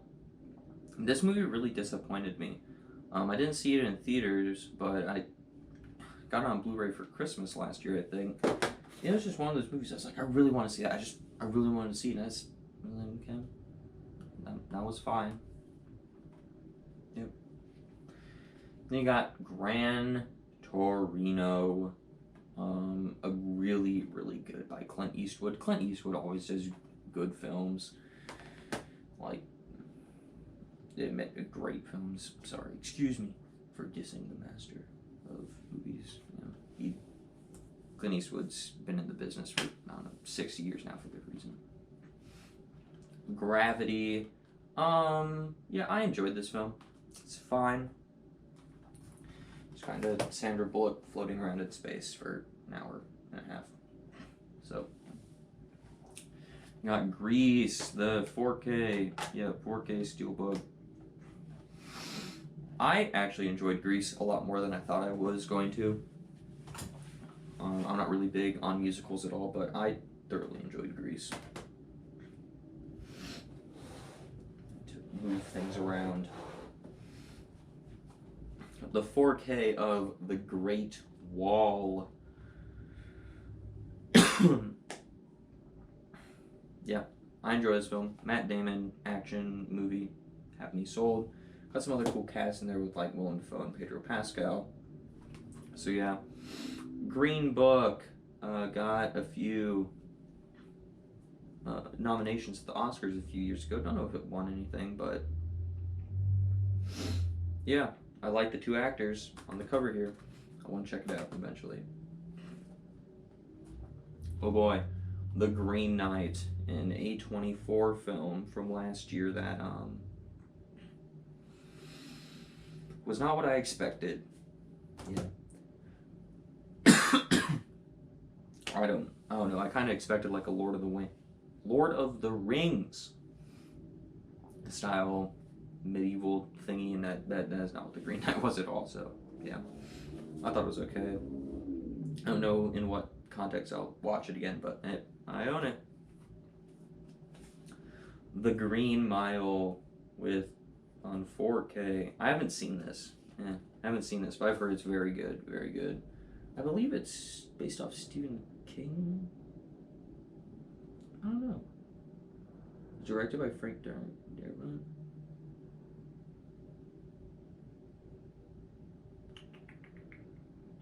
was directed by Frank Darabont. That guy's a phenomenal director. I got Gremlins on Steelbook. I don't think it's 4K now. It's just Blu-ray. And then Gremlins 2. Classic. Definitely not classic. It sucks. Yeah. Gremlins. Such a cool 80s Amblin type movie. Then you got Guardians of the Galaxy 1 and Volume 2. One of my favorite movies in the MCU. Absolutely love this movie. This is probably one of my least favorite movies in the MCU. I don't know. There's just a lot of things about it that don't work for me. I think it's messy in the plot. Some of the way the characters act, especially Rocket, is not good at all. So, yeah. One of the best of the MCU, one of the worst of the MCU. Still watchable. When I say worst of the MCU, I mean like, what? 3 out of 5 stars. That if you're doing that in a franchise, you're doing great. So yeah. That is the G's. Alrighty. Time for the H's, which is the biggest pile so far. Yeah. Biggest by far. Anyways, let's just dive in. Hacksaw Ridge, the Mel Gibson war movie that is very, very good. Yeah. This movie is really good. Really good performance by Andrew Garfield and Vince Vaughn as well. Yeah, really good movie. Really good movie. Alrighty, here we go. Here we go. John Carpenter's Halloween, the original, Steelbook, and on 4K. One of the best horror movies ever made. Love that movie. Halloween 2. I like this movie. And it's on Steelbook, not on 4K. Halloween 3. I used to hate this movie. Now I really, really like it. When I did a rewatch of this franchise a few weeks ago. Halloween 4. Really enjoy this one. One of my favorite sequels in the franchise. Halloween 5 and Halloween 5, one of my least favorite Halloween movies. Don't like it at all. Halloween 6, do not like that movie. That's actually my least favorite. Halloween H2O, I think is okay. Then I actually get a lot of guilty pleasure out of Halloween Resurrection. I don't think it's atrocious. Rob Zombie's Halloween 1 and 2, and then I also got the director's cut of Halloween 2. I really like the first Halloween by Rob Zombie. I used to love it. I've kind of fallen out of love with it over time, but I still really enjoy it. And then Rob Zombie's Halloween 2 really frustrates me. I don't hate it, but I certainly don't like it. It's somewhere in the middle there. Halloween 2018 on the 4K Steelbook. Controversy time. This is my favorite Halloween film. It's always been my favorite Halloween film. No matter how many times I watched that franchise, how many times I watched the original, that was always my favorite. Halloween Kills. This movie, I always go back and forth, whether I like it or not, or don't. First, this was my most anticipated movie of last year. Still my most disappointing movie of last year, regardless of how much I like it now. Still very disappointing. Coming off of Halloween 2018, which is one of my favorite horror films of all time. I expected this to be on that level. It wasn't at all. It just wasn't. So, I've seen this movie like 4 or 5 times now, and every time I'm like, it like either goes down, like I don't really like that, or like okay, I like it. So, I don't know. This is one of those films that every time I watch it, I get something different out of it, and I can't explain it. Then we got the trilogy of Hangover films, of which I've only seen the first one, and I thought it was a pretty good comedy. I don't know anything about the second part 2 or 3. Besides that, I've heard they're not very good at all. So, yeah, that certainly exists.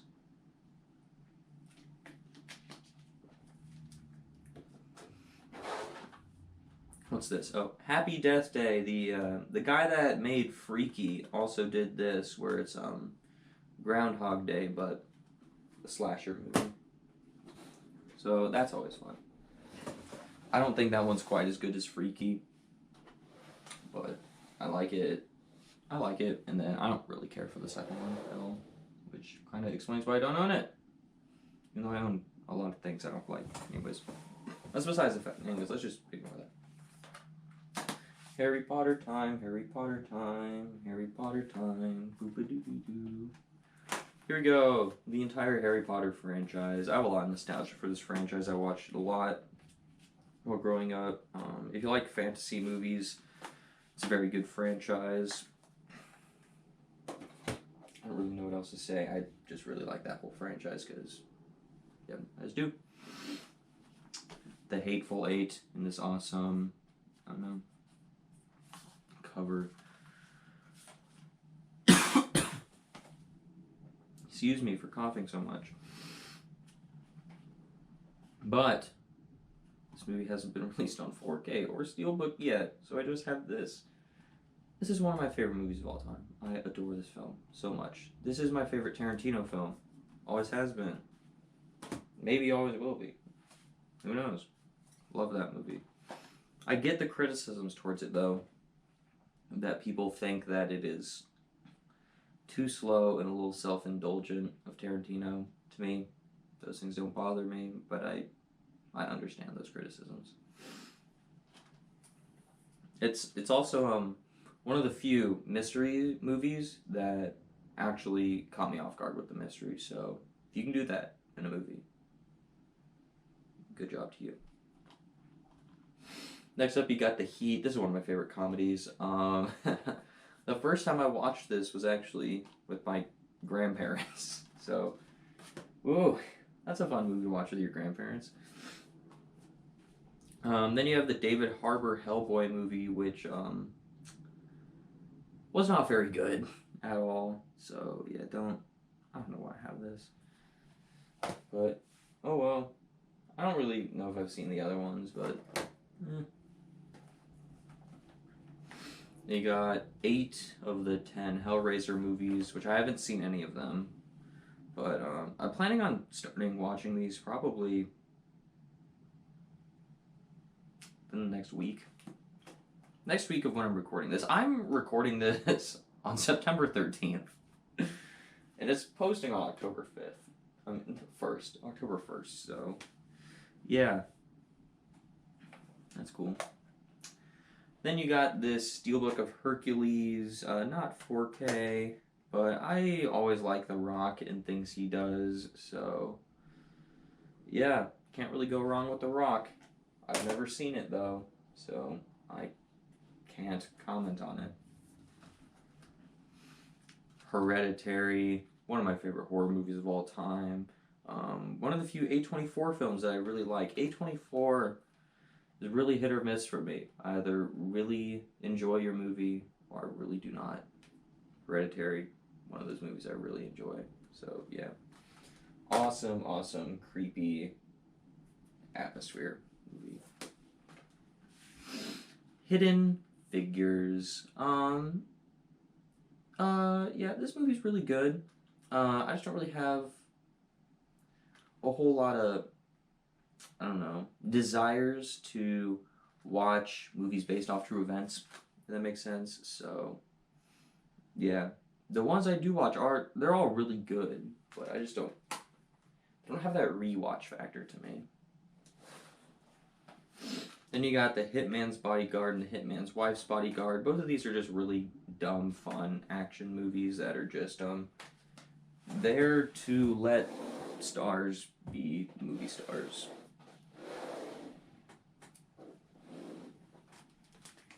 So, yeah. I think the first one's better than the second one.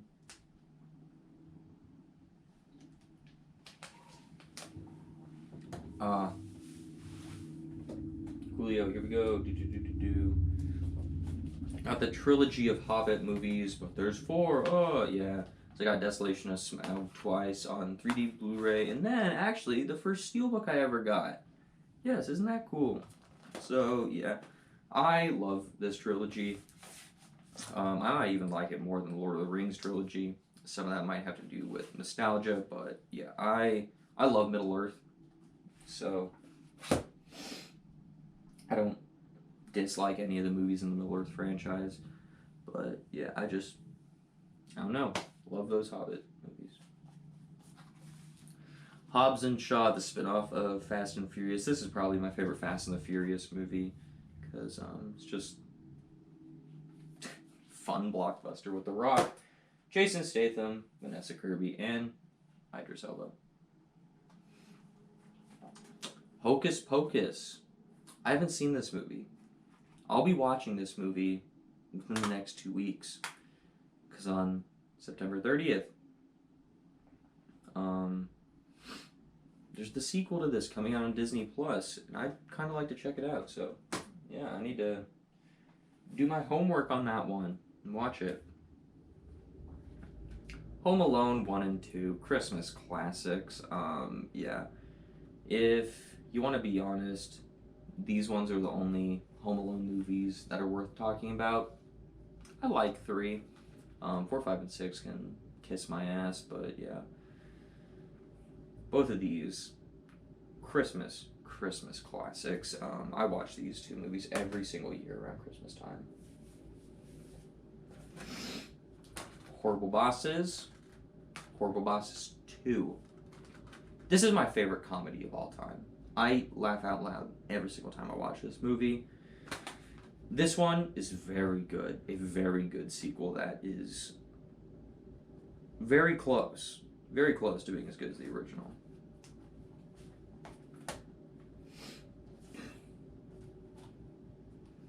House of Gucci. One of those rare occasions where the, I don't know if you want to call it Oscar bait, prestige films that actually interests me. And I went to go see it in theaters, and I actually really enjoyed it. So, yeah. I think Lady Gaga gives a great performance in this. Jared Leto, he gives a really funny performance in this, too. Then, of course, Al Pacino and Jeremy Irons and Adam Driver all give phenomenal performances, as always. Howard the Duck. Steelbook. One of the worst comic book movies ever made. This movie sucks. I haven't seen it in years, but only on the Steelbook, not 4K. There's 4K of that movie. Don't own it. Quadrilogy of Hunger Games movies, and they're making a 5th one actually. I think it comes out next year. I really enjoy these movies. I remember when they came out. I think I saw all of them in theaters actually. Maybe minus the first one. Stupid plastic on there. Yeah. But yeah, really good quadrilogy there of I don't know. Movies. Finally, The Hunt. We have The Hunt. This movie is a really fun horror comedy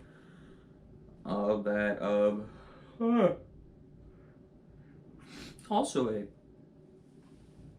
political comedy where it pokes fun at both sides by just going to 2 extremes, just playing that out in the funniest way imaginable. And that is the H's. We're about halfway through the shelf. Probably like exactly halfway. Woo! Woo, woo, woo, woo, woo! Let's go. So we will move on to I's. Starting with I Am Legend. A very good Will Smith movie. I don't really know if I like the ending to it though, but yeah. A really interesting concept though. Identity Thief. I think this is an okay comedy. Never been one of Melissa McCarthy or Jason Bateman's funniest movies in my mind, but I enjoy it. The Imitation Game. I remember watching this in a class at school, in high school.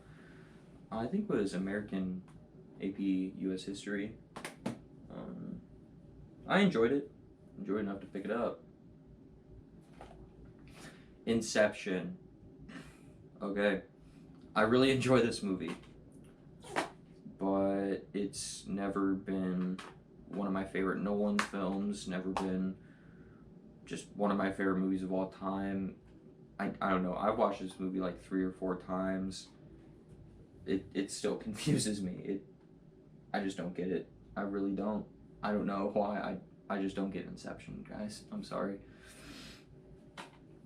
The Incredible Hulk. The MCU movie I always forget about. I don't know if I really like this movie. I've seen this movie 4 or 5 times.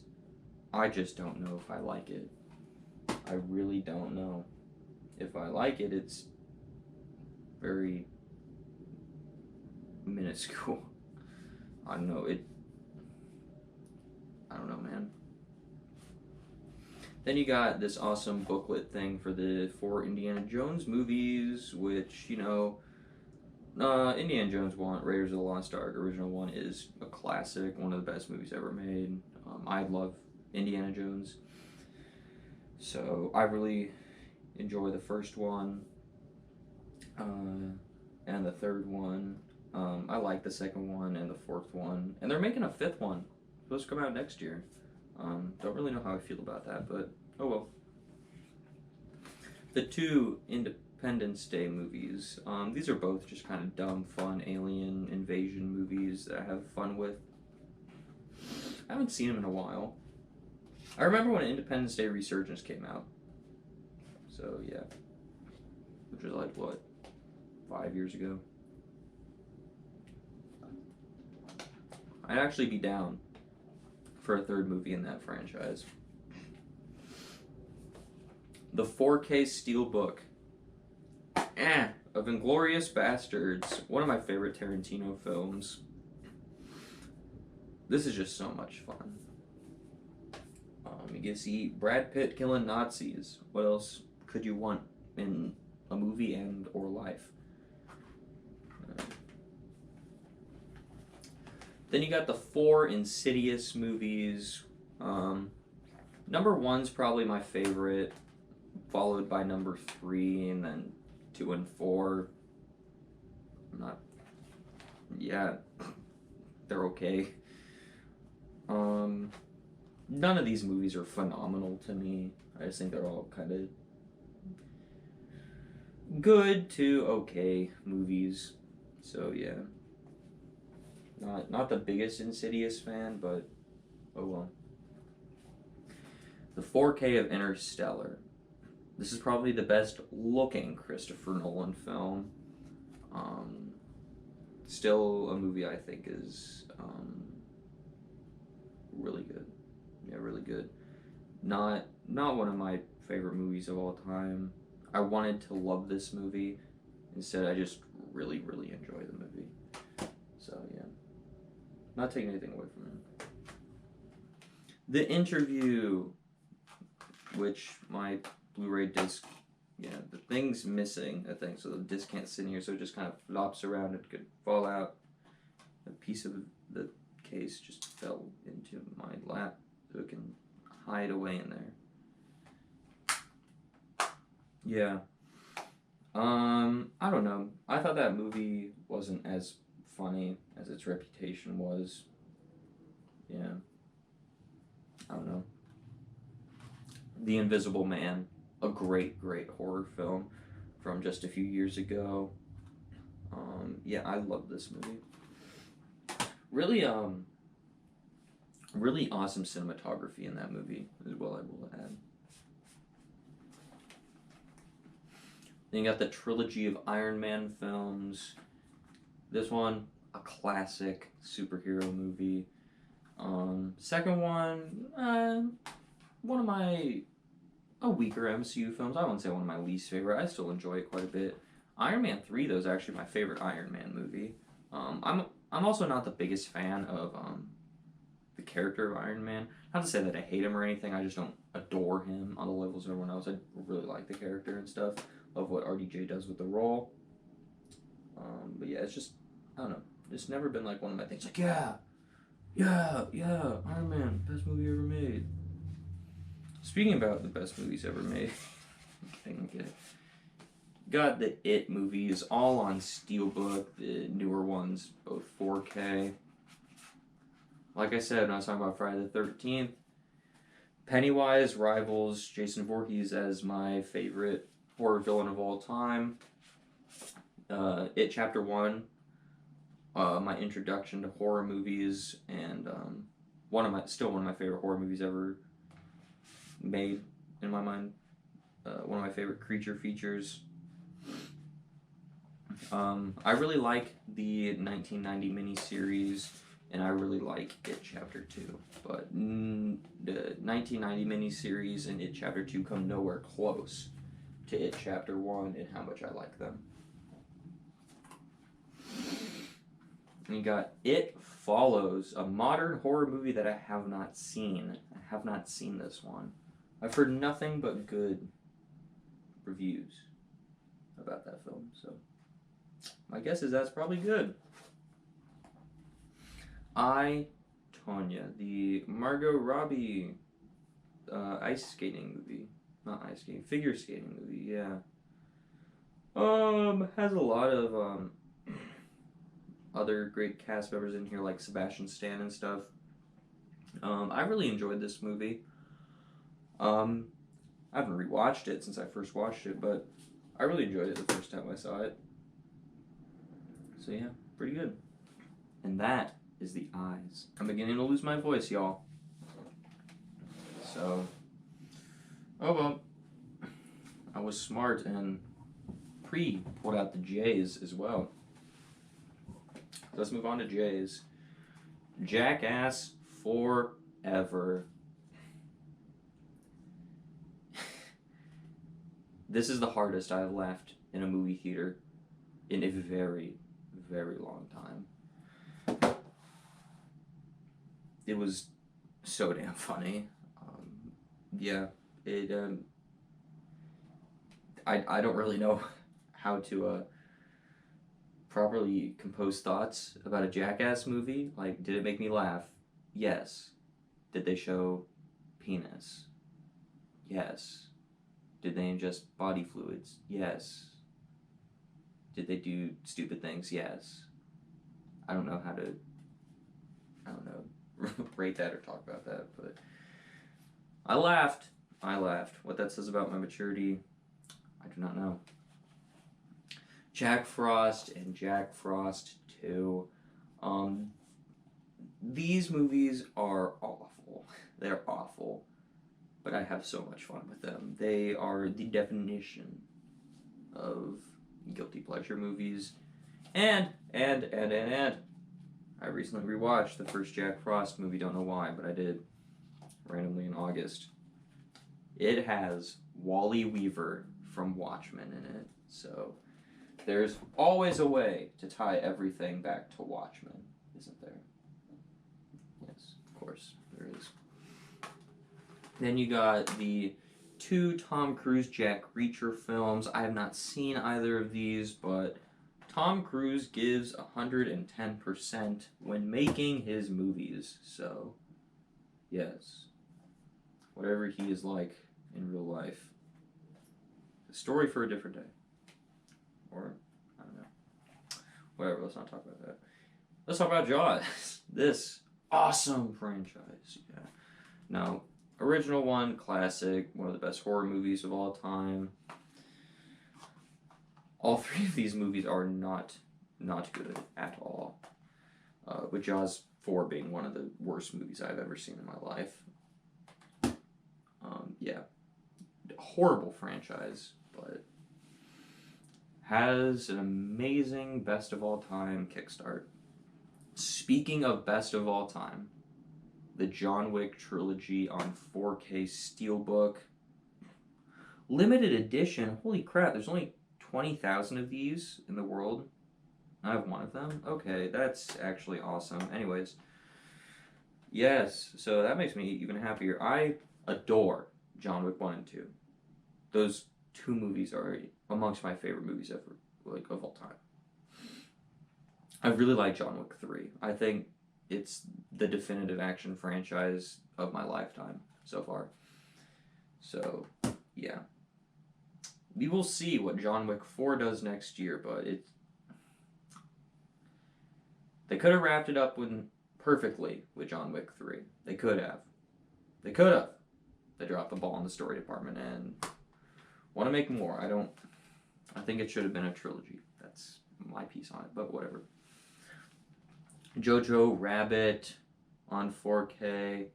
A really goofy, funny spoof on World War II, which, after watching this movie, I understand where Taika Waititi got all of his goofiness from that he inserted into Thor: Love and Thunder.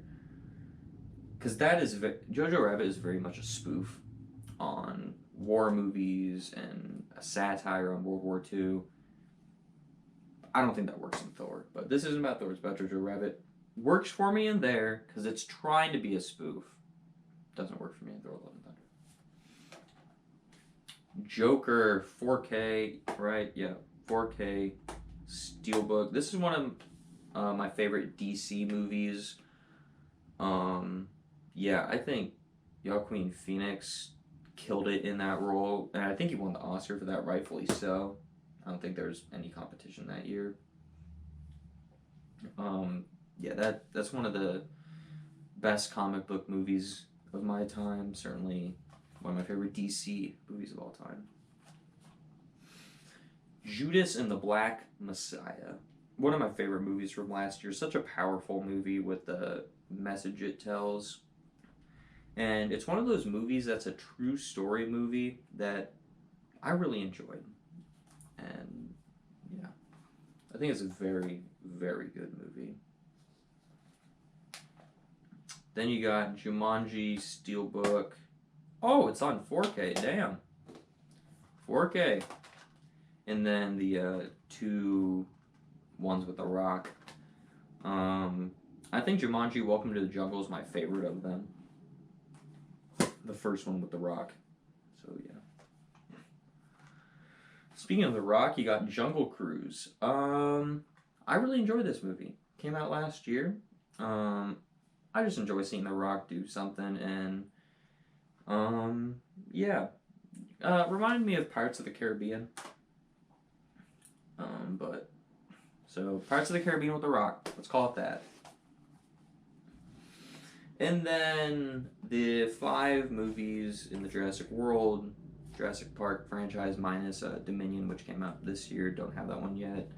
Which, the more and more I think about Dominion, the more time that passes between when I saw it, the more and more I dislike that film. I think it's my least favorite Jurassic Park film. The more I think about it. But yeah, I love the original Jurassic Park. I love Jurassic World. I love Jurassic World Fallen Kingdom. I really like Lost World, and I really like Jurassic Park 3. So, yeah. I really enjoy that franchise. Really good franchise to me. And that is the Jays. Uh-oh, I moved the camera. Alright. Let's move on to the K's. K's, yes, K. So, exhilarating, the letter K. Kick-Ass 2. Both of these are really fun superhero comedies. Kind of feel, they feel like Deadpool before Deadpool existed. So, yeah, I enjoy both of these quite a bit. I like the first one more than the second one. Kill Bill, Volume 1 and 2. I haven't seen Kill Bill yet. For as much as I love Tarantino, I just haven't sat down and watched the Kill Bill. I just haven't done it. But I really want to, because Quentin Tarantino is an awesome, awesome director. I've heard it's like a samurai western, which you had me sold at Quentin Tarantino. Adding samurais and westerns. How could I go wrong? Steelbook for Killer Clowns from Outer Space. This is one of my favorite horror movies of all time. I love this movie. I understand that it is not a good movie at all. But I love this movie so much. I love it. It's certainly a guilty pleasure movie for me. The Steelbook for King Kong. This is the King Kong movie that I love. I watched this movie a lot as a kid. Peter Jackson, who did Lord of the Rings, did that. So I've always really enjoyed that one. Then you got the 3 Kingsman movies on 4K. I really like all these movies. I love the first one. Then I think the 2 sequels are just as good. So yeah, it's my those are my spy movies, not the James Bond movies, but Kingsman are the spy movies that I love. Then you got King Richard, the movie that made Will Smith win his Oscar as well as slap Chris Rock. Yes. Besides all the controversy around the Oscars, but yeah, this was a really good movie. Will Smith deserved that Oscar for his performance. Really good performance by him.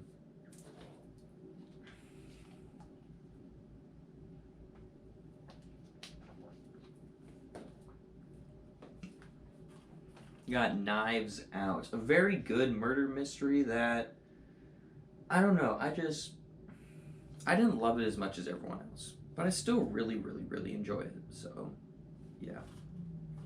There's a sequel coming out to this later this year. I'm looking forward to that one quite a bit. Look at that. Knowing, the Nicolas Cage disaster movie. I haven't watched this movie in years. So I don't really want to give unintelligent, misinformed thoughts on a movie. Krampus. I love this movie. This is one of my favorite horror movies of all time. I remember seeing this in theaters, actually, I think. This is when I was starting to get into horror movies. I saw this one. I really enjoyed that movie. Or really still do enjoy it. So yeah. And then I also pulled the L's off the shelves. So let's hop into the L's. L's. Ah.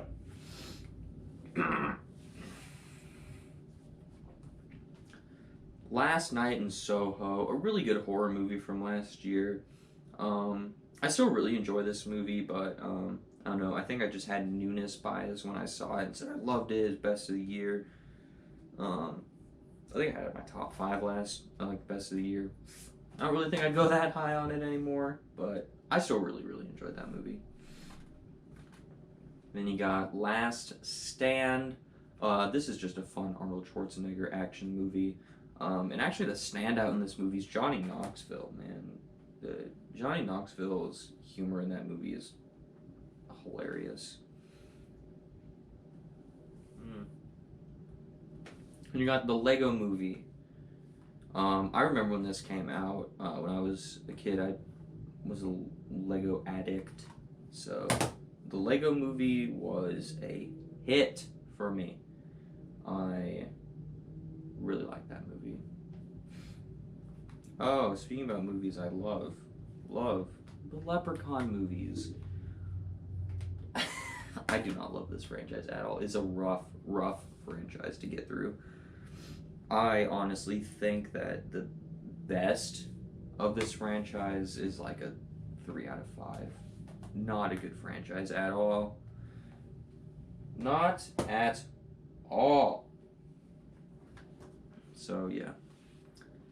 Jim Carrey, Liar Liar. This movie's hilarious. I haven't seen it in years, but it is so funny. Where Jim Carrey plays a lawyer who can't lie for a day. Awesome stuff. Little Shop of Horrors. This movie is awesome. This is one of the few musicals that I genuinely love. Yeah, I think the cast in this is awesome. I love Little Shop of Horrors. Might be my favorite musical. I don't know.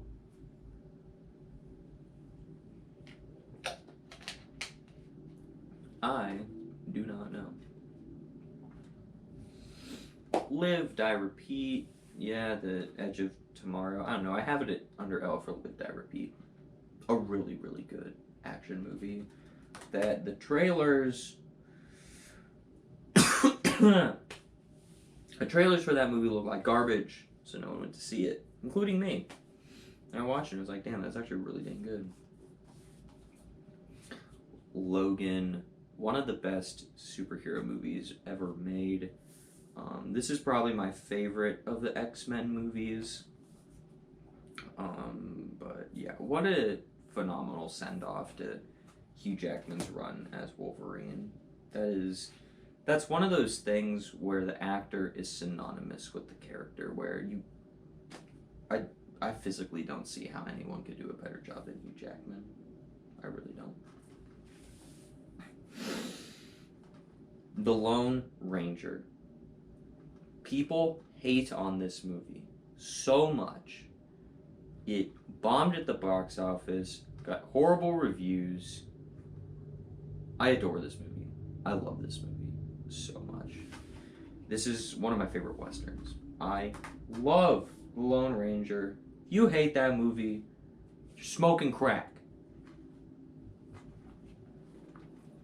Looper, the Bruce Willis time travel action movie. I haven't seen it.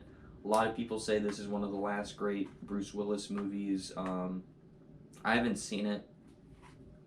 But I want to. I really like Bruce Willis. So, yeah. Then we got Lord of the Rings, the trilogy right here on Blu-ray, and then the Steelbook of Fellowship of the Ring. Some of the best fantasy movies of all time. I love Middle-earth, like I said with The Hobbit. Love Middle-earth. I might like the Hobbit movies more than Lord of the Rings. I don't know. They're kind of interchangeable. Ask me on a different day. I'll give you a different answer. But I love all the Lord of the Rings movies. You got The Lost Boys. I just liked this movie. Didn't dislike it, didn't love it, but yeah, I liked it. I'm not big on vampires, but everyone says this is one of the best vampire movies ever made. It's a lot of people's like favorite horror film ever made. I don't quite understand that, but hey, what do I know? Love and Monsters. I haven't seen this yet, but I picked it up on Blu-ray because I kind of want to see it. So, and I'm focusing on peeling plaster off more so than talking about the movie. But yes, I want to see this movie, so I picked it up. I just haven't gone around to doing that yet. And that is the L's. Alright, now on to the M's, which means we're halfway through the alphabet, a little bit more than halfway through the shelves. First off, I've got Mad Max quadrilogy. I've only seen Fury Road, and I really liked Fury Road. I don't know anything about the original three, besides they have Mel Gibson in them, and Mel Gibson's a pretty good actor. I really like his work. We have the 4K of the Magnificent Seven remake. This is one of my favorite movies of all time. I just love this movie.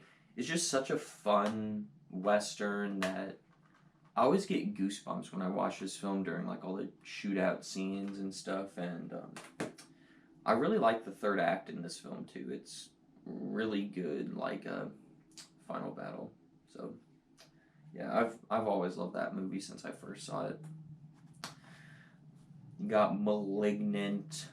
This is one of the biggest surprises of last year. This was in my top 5 favorite movies of last year. I absolutely loved Malignant. It just is batshit insane, this movie, with twists that you never see coming.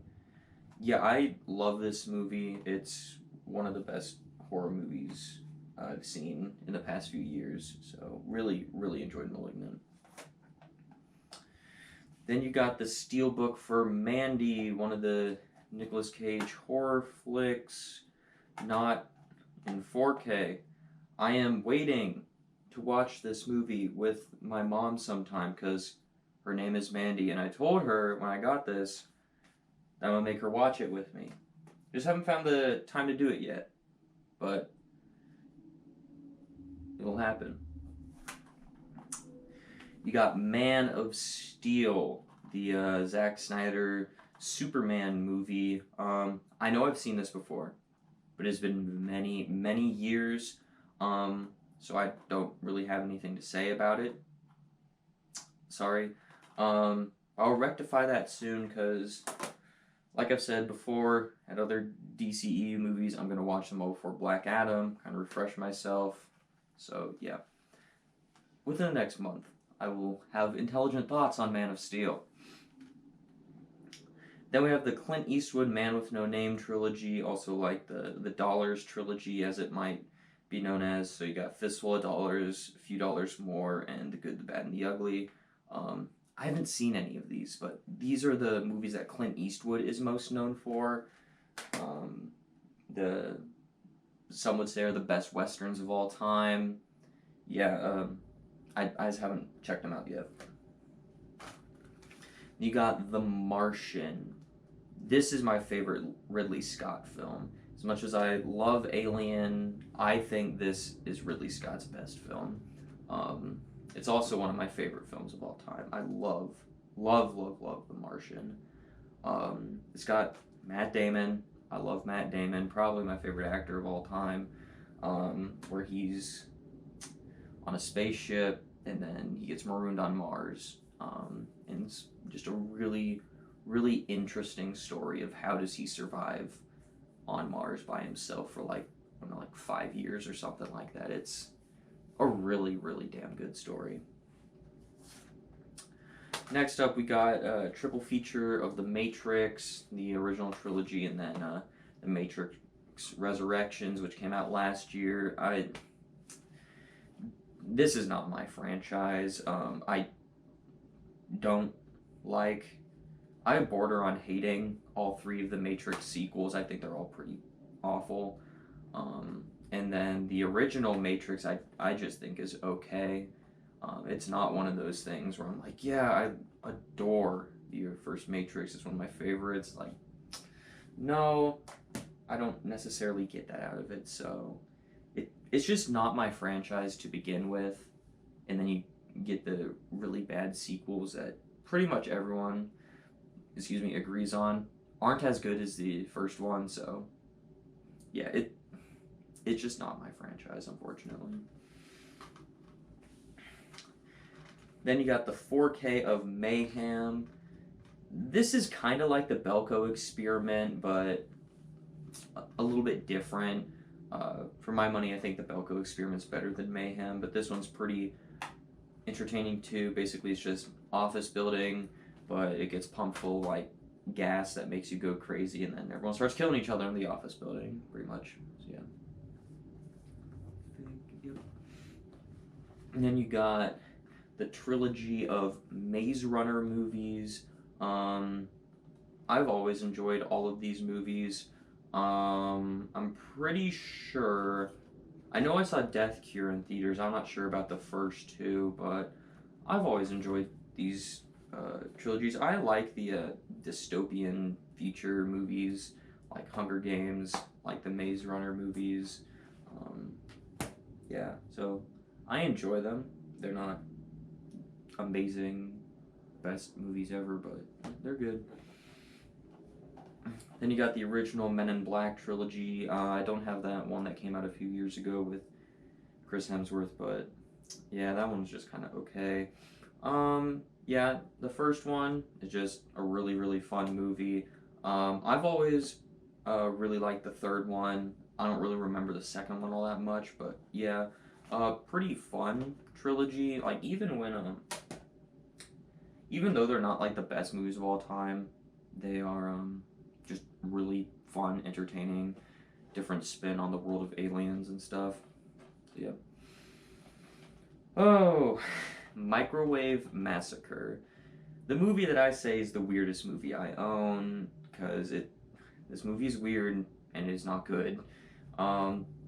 Basically, this guy who's the voice of Jack Frost in like the animated Jack Frost movie. But anyways,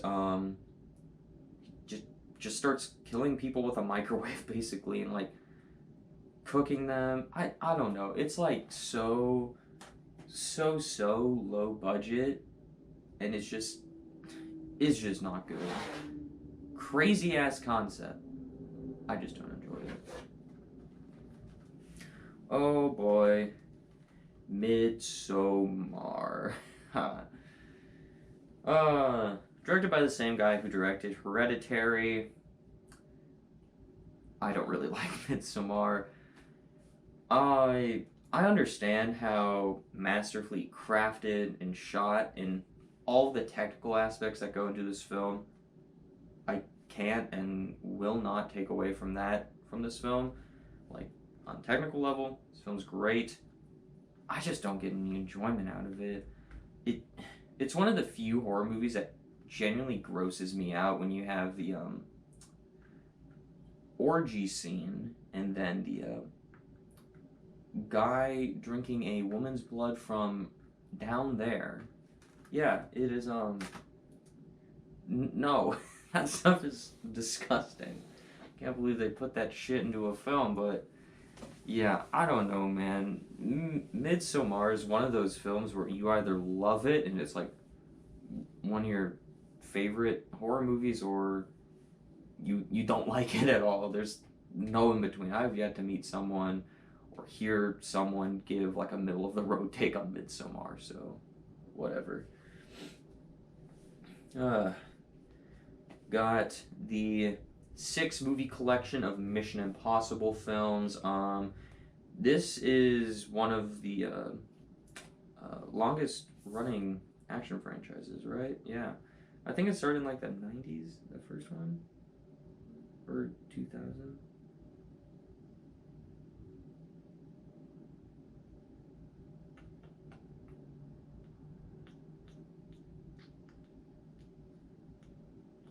Yeah, 96. 96, still going strong nearly 20 years later, right? Am my math's correct? 30 years later, yeah, sorry. Still going strong nearly 30 years later, and they just keep getting better and better. And they released the trailer for the 7th Mission Impossible movie at the showings of Top Gun Maverick. It looks awesome. That's going to be one of my most anticipated movies of next year. I'm not the biggest Mission Impossible fan. I certainly really like the movies. They're certainly really great action movies, but I don't know, just something about that trailer made me really pumped for the new one. So, yeah. You got Moonfall. This is one of the biggest disappointments for me this year. I like these disaster type flicks. You know, this, like, Day After Tomorrow is another really good one. Yeah, I like those type of movies. And this one has Patrick Wilson and Halle Berry in it. Like, those are two phenomenal actors. And just, like, this movie just loses me with the logic and stuff. It's so frustrating and so disappointing. Because I wanted it to be a great disaster film, but unfortunately, it's like one of my least favorite movies of the year so far, so, yeah. Oh well. Got Monty Python and the Holy Grail. I have not seen this movie, but it's like, I don't know, just like hailed as a great comedy. Yeah, I don't know. It's just hailed as a great comedy. I said that twice now, so let's put it down before I say something else dumb. Yes, I'll check it out eventually. The Monuments Men. Yeah, this movie was okay. It's got a really, really nice cast in it. It's just, I don't know, I don't mean this as like a diss on the movie. It just seems like the type of movie that you would watch in a high school history class, you know? Like, it's perfect for that type of setting, but like, I don't really feel like it's never like one I'm like, yes, I want to watch it at home. Speaking of things I don't want to watch at home, the 4K Steelbook of Morbius. Oh god, this movie is so bad. It's not good at all. Not good. Not good. So I did the only logical thing and put it on 4K Steelbook. Is Morbius the worst movie of the year? No. I've seen some shit this year. And Morbius, it's watchably bad, right? It's very watchably bad for me. But it's just so painfully generic, and like it could have been a pretty decent comic book movie, but like it just not good. Yeah, I don't know, man. Next up, we got Mortal Kombat, the original one from like the 90s, right? I don't know why I keep looking for dates and stuff on here. Oh well. You got the two original Mortal Kombat games. Mortal Kombat Annihilation being known as one of the worst movies ever made. And then Mortal Kombat Legacy. I don't know. I haven't seen any of these films, so can't comment on them. However, the Mortal Kombat movie I have seen, the one from last year, this awesome 4K Steelbook, I was actually a pretty big fan of this one. Is the story good? No, not at all. But I thought this movie was really entertaining. I thought the fight scenes were really good. I thought the fatalities were awesome. So, yeah, I understand if you watch that movie and think it's garbage, but for some reason I just had fun with it. Then you got The Mule with Clint Eastwood. I believe he directed it too. Yeah, this is also like Gran Torino, a really good movie. It's just not one I'm ever really in the mood to rewatch. But Clint Eastwood, man, he's a great director, great actor, great, awesome film guy. Awesome terminology there. Yep. Then you got the Mummy trilogy, the Brendan Fraser ones. The first one is just such a fun adventure movie. And then the second one is just kind of decent. The third one I don't think is good at all. But yeah, pretty good adventure movie if you're looking for one that's kind of like Indiana Jones but has its own strengths and whatever. So yep, definitely recommend the first one. Can't really say much about the sequels. Murder on the Orient Express, and then the sequel, Death on the Nile, that came out this year. This is one of my most anticipated movies of the year, this year. And it really disappointed me. Really disappointed me. I didn't think the cast was as good as in this one. I didn't think the mystery was as good as it was in this one. It just, I don't know. This one is just one of my favorite murder mysteries. And then this one just... it just didn't work for me on the level that this one did. So, yeah, love Murder on the Orient Express, Death on the Nile.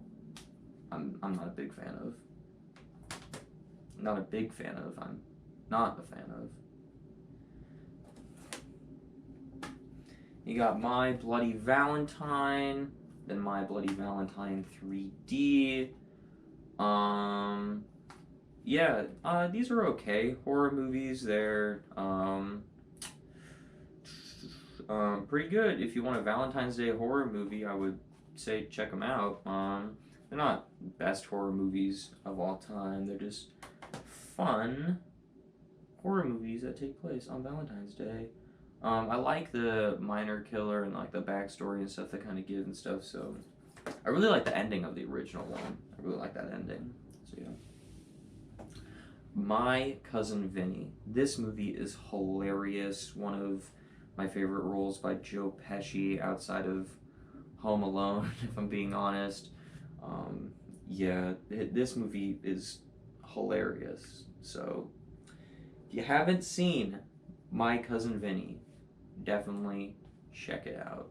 It's basically Joe Pesci is defending, I think, his nephew in court. He's not like a good lawyer at all, so it's hilarious. Then finally, Mystery Men, the movie from the 90s, I want to say that was kind of a spoof on superhero movies before superhero movies were a real dominant genre. So, yeah, this movie was probably way ahead of its time. If this movie came out today, probably would have done a lot better with the oversaturation of superhero movies we get. We get like 17,000 of those a year. Mystery Men came out today, making fun of superhero movies, would have been a lot better. And that is the M's. Now, onto the N's. Napoleon Dynamite. I did not like this movie. It was just way too stupid for me. If I'm being completely honest, I just didn't think it was funny. Neighbors 1, Neighbors 2, both of these really funny comedies. I definitely prefer the first one. But yeah, both of those very solid, funny, modern comedies. Yeah. The New Mutants, the first movie I saw after movie theaters shut down in 2022, after like 6 months of not going to a movie theater. New Mutants, first movie I saw there, so yeah, I will always remember this movie for that. I think it's a decent movie. Doesn't really feel like it fits into the X-Men universe, but hey, it does, so guess I count it as X-Men, even though it doesn't really feel like it. Yeah, I enjoyed it though. And you got 2 Night of the Museum movies. This one is really, really beaten up. So yeah, let's just hide that and not look at that. But yeah, both of the Night of the Museum movies, I remember watching them a bunch when I was a kid. They are pretty entertaining and have really good casts in them. Then you have Nightcrawler. I have heard great things about this film. That's a really creepy and dark film. Get a really good performance out of Jake Gyllenhaal. So, haven't seen it yet. I really want to. So, it's on my list of things to check out eventually. Then you got The Nightmare Before Christmas. I say this is my favorite animated film of all time. This is my favorite Christmas movie of all time. I love this movie. It just works for me on every level. I love the story in it. I love the meshing between Halloween and Christmas. It's a movie that I could watch both in October and in December, and I think it works in both settings. So yeah, I love this movie. This is probably my favorite movie that Tim Burton has worked on. He hasn't directed it, but favorite movie Tim Burton's worked on. So love, love, love this movie so much.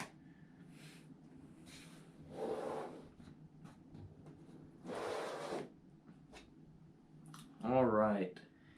Then we got our 7 movie collection of the original Nightmare on Elm Street franchise. The original one's a classic. It's just never been one of like the top tier horror movies for me. I really like 2. Really like 3. 4, 5, and 6 are all terrible. New Nightmare, I think, is pretty good. And then there we go. And then the Steelbook to the 2010 remake. Yeah, 2010 remake. Not good at all.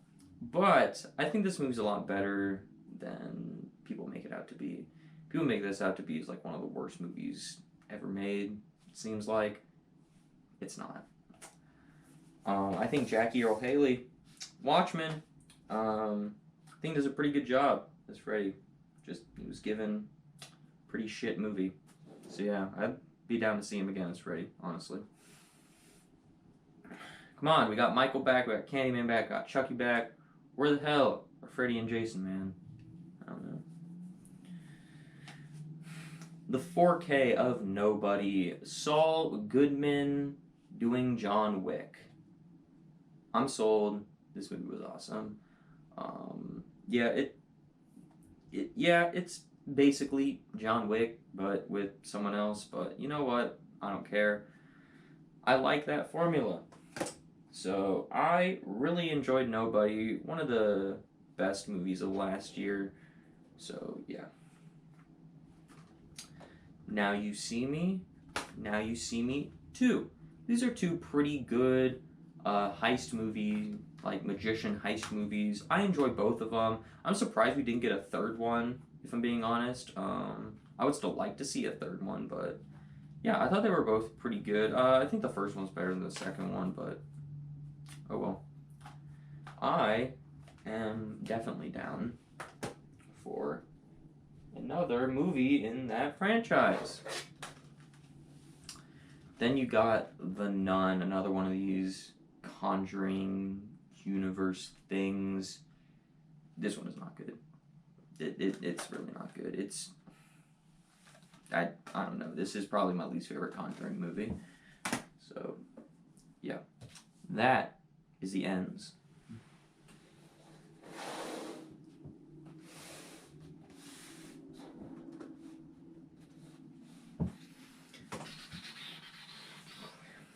Now, onto our O's, where we have a collection of Oceans movies. Yes, the trilogy from the early Zeros, and then the spin-off one with Sandra Bullock and Kate Blanchett. Ocean's 11, one of my favorite movies of all time. I think it's the best heist movie ever made. I like 12 and 13 and 8. I think they're all pretty fun heist movies. Steven Soderbergh has a pretty distinct style and just sense of fun that he brings to his films. So, yeah, a pretty good franchise, but none of those sequels reach Ocean's 11 level of awesomeness for me. Got Office Space. I don't know. It was okay. It was okay. I didn't think this movie was hilarious. So, I know it's like I don't know, classic, but it's like, I don't know. Just didn't like it. Speaking of movies I don't like, Old, the 4K Steelbook. This movie is trash. I hated this movie. I saw it in theaters and I walked out pissed. I was so excited for this because the last M. Night movie before this is Glass, one of my favorites of all time. So I was like, awesome, new M. Night movie. And then I got Old. Bro, give us good movies, M. Night, please. That is my least favorite movie of last year, and it wasn't even close. I don't think. I hated that movie. I'm sorry, M. Night Shyamalan, if for some reason you ever watched this, but Old was shit in my mind. Then you got the Olympus Has Fallen, London Has Fallen, Angel Has Fallen trilogy. Olympus Has Fallen is my favorite of them. I think London and Angel Has Fallen are both decent action movies, but yeah, pretty. It's an okay franchise, I guess. I think Olympus Has Fallen is actually pretty good. One of those guy versus terrorist movies. Yes, the Die Hard ripoffs. Whatever. Next up, the Scream Factory 5 movie collection of the Omen franchise. So you got Omen, Omen 2, Omen 3, Omen 4, and then the Omen remake. That makes 5. Anyways, I've only seen the first Omen movie, and that one's actually really good. for it being a 70s movie. I really do enjoy The Omen. I've not heard good things about the sequels or the remake, so maybe I should keep it at just having seen the original. I don't know. Eventually I'll watch those all. Once Upon a Time in Hollywood. Hollywood. Once Upon a Time in Hollywood. The first Quentin Tarantino movie I saw. I didn't quite get it right away, but the more times I watch it, the more I think about it, the more I really like this movie. So yeah, I don't know. I just really enjoyed this movie. Is it just Leonardo DiCaprio and Brad Pitt driving around a car for like 2 hours? Yes, it is. But I enjoy watching Leonardo DiCaprio and Brad Pitt drive around in a car for 2 hours. Then we got The Other Guys. It's been a while since I've seen this, but this movie is pretty funny, especially The Rock and Samuel L. Jackson. Easily the best part of this movie. So, pretty good comedy. Then you have Oz the Great and Powerful. The prequel to Wizard of Oz, and it's fine. I'm not the biggest fan of Oz world movies. Yeah. So I thought this was fine. Directed by Sam Raimi. Sam Raimi's a great director, but yeah, so I enjoyed it enough. And that is the O's. Alrighty. Next up is the P's. Surprise. Paper Towns. Yeah, this movie was okay. I remember reading the book before seeing this, so one of the few times where I actually read the book before seeing the movie. I'm gonna do this. Passengers, the Chris Pratt, Jennifer Lawrence romantic movie on a spaceship. Yeah, this movie is okay. I like Chris Pratt and Jennifer Lawrence, so watching them on screen is pretty doable. Parasite. I haven't watched this movie yet, but I have heard that there's a crazy twist in this film. I don't know what it is. Hasn't been spoiled for me yet, so but it won Best Picture 2019 instead of 1917. Oh well. Maybe it's better. I just don't know it yet. Haven't seen it yet.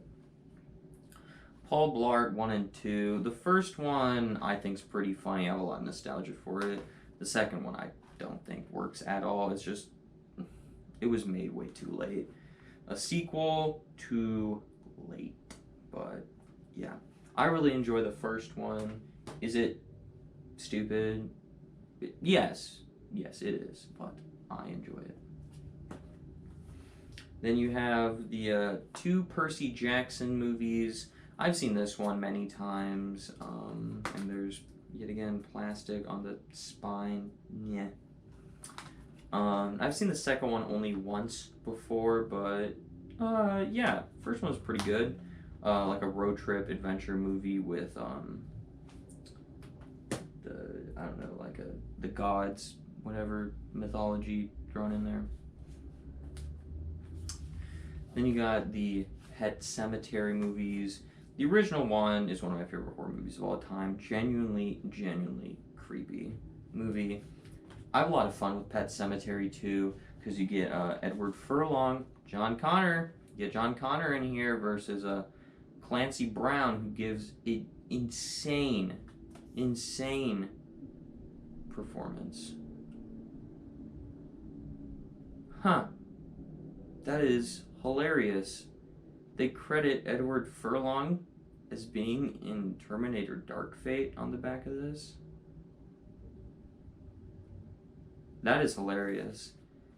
Anyways, and then you got the remake, which I enjoy. Is it as good as the original? No, not at all. But I really enjoy it. Oh, hell, there's a lot of stickers on there. Huh. Oh well. Pet Sematary. If you haven't seen the original one, check it out. It'll creep you the fuck out. Next up, we got Phantasm, the first one on Steelbook, and then just the 5 movie collection, which has 1 through 5. I've only seen the first one, and it was just one of those things I threw on in the background one day, so don't have anything intelligent or thoughtful to say on the Phantasm movies, other than it's a horror franchise I own. Yeah. Next up, you got Pig. This is a movie that came out last year where it's Nicolas Cage looking for a pig. I thought it was okay. Wasn't amazing. But yeah. Pretty interesting concept. Good concept. Then you got the 5 Pirates of the Caribbean movies. You got the first one on 4K, and then the latest one on 4K. First one is one of my favorite movies of all time. I love this movie. I grew up watching this movie a lot, constantly. I remember watching these two, the second two, a lot as well. Growing up, they're not quite as good, but they are still pretty good. Then the fourth one is the one I'm least familiar with. But I saw it in theaters. I liked it. And then the fifth one I thought was actually pretty good. So yeah, I really want them to continue this franchise. It's such a fun franchise. I love the character of Jack Sparrow. Yeah, they should keep making those movies. They should. Then you got the Planet of the Apes trilogy, the newest one. I know I've seen all these. This is the one I've seen the most, is Rise of the Planet of the Apes. I've only seen Dawn and War once. I saw Dawn before War came out in theaters, and I saw War in theaters. So, yeah. It's been a long time, so I don't really remember them all that much, if I'm being honest, so I don't want to say anything unintelligent about those movies.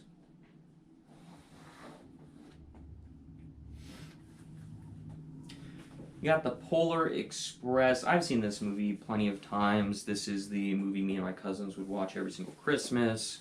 So I've seen this movie a lot. It's a Christmas classic.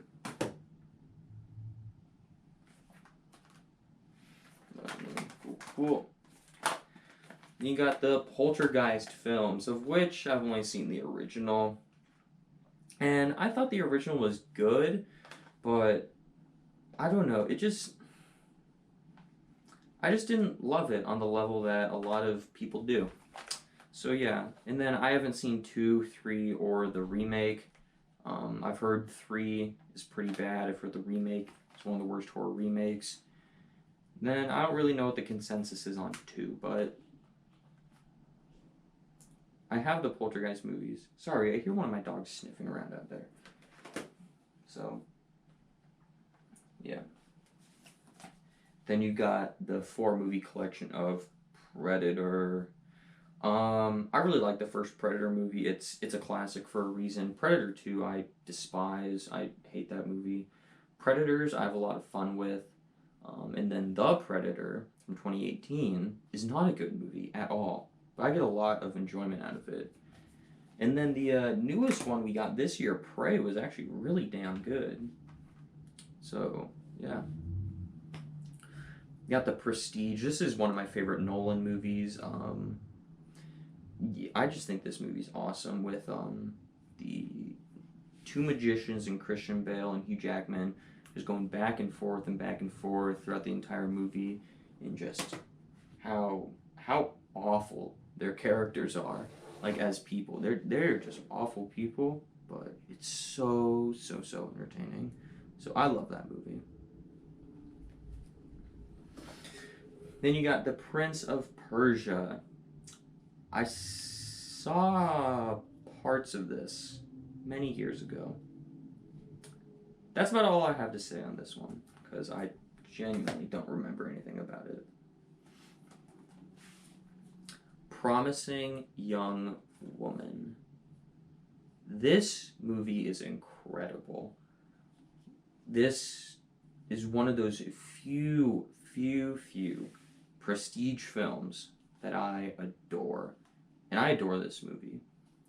If I had seen this in the year 2020, this would have been my favorite movie of that year.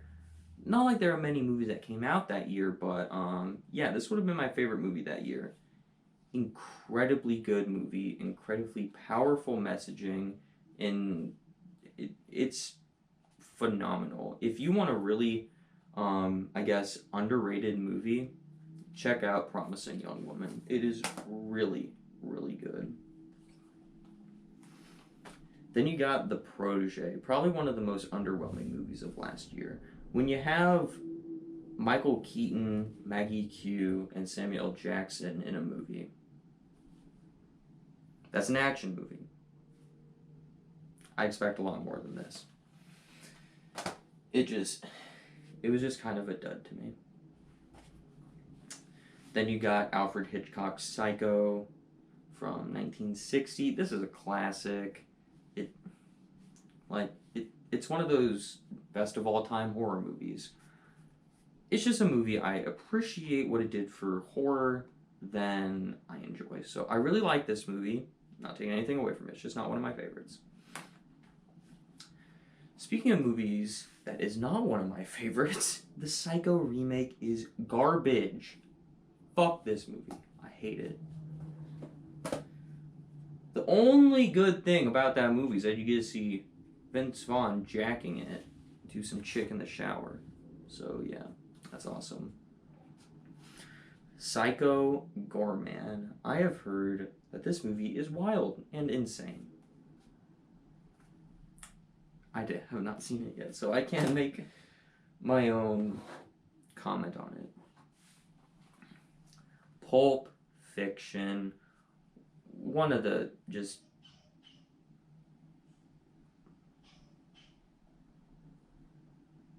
The fuck just happened? Anyways, Pulp Fiction. One of Quentin Tarantino's best films. Most popular answer for Quentin Tarantino's best film. I love this movie. It's amazing. I think it's really, really funny. When I think of Pulp Fiction, I think of funny. So yeah, love Pulp Fiction. There's nothing like Pulp Fiction except Pulp Fiction. Next up, the Puppet Master franchise. This is a rough franchise to watch. I don't even know if they constitute as movies. Some of them are 70 minutes long.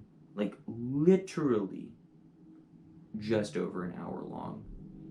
They are so ultra low budget that production value on them is trash.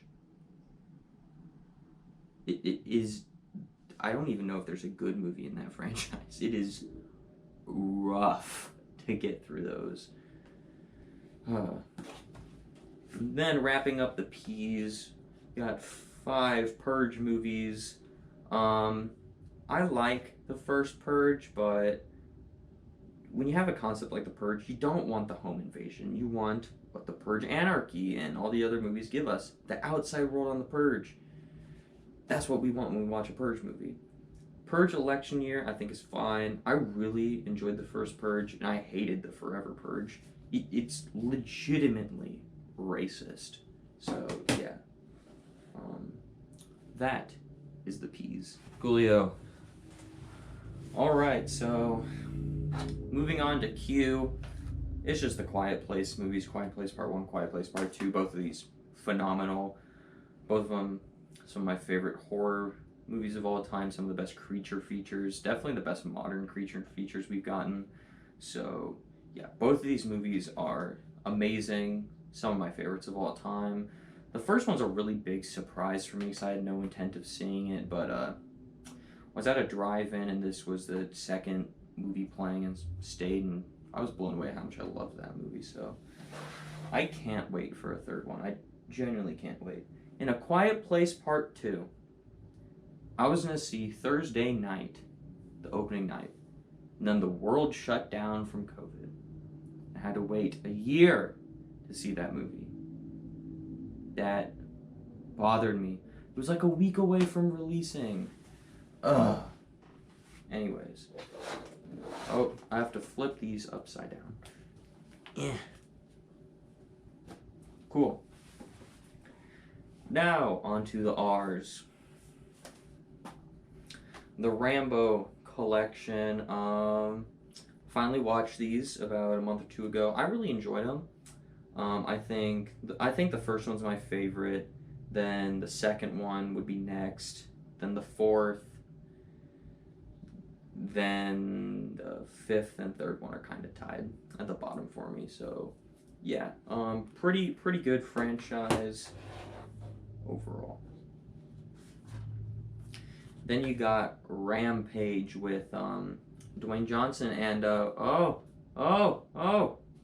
Jeffrey Dean Morgan and Malin Ackerman from Watchmen. Ha ha ha. Yes. Pretty fun kaiju disaster movie with The Rock. Then you got Ready Player One. This movie came out just a few years ago, but it oozes 80s. This is like the most 80s movie a movie has felt since the 80s. So this movie was so much fun. It is jam-packed with Easter eggs. And as a horror fan, the whole Shining sequence charms the hell out of me, so really enjoy that one. Reservoir Dogs, Quentin Tarantino's first film. I really enjoy this movie. I think it's a pretty good movie. Although it is my least favorite Quentin Tarantino movie that I've seen, I still really enjoy it. I don't think Tarantino has a bad film. At least out of the ones I have seen, so I really enjoy Reservoir Dogs. I think the twists in that movie are really good. I like the cast in that movie too. So yeah, really well done movie. Then you got The Revenant with this pretty cool opening to this book. Sorry, I think the door downstairs just opened.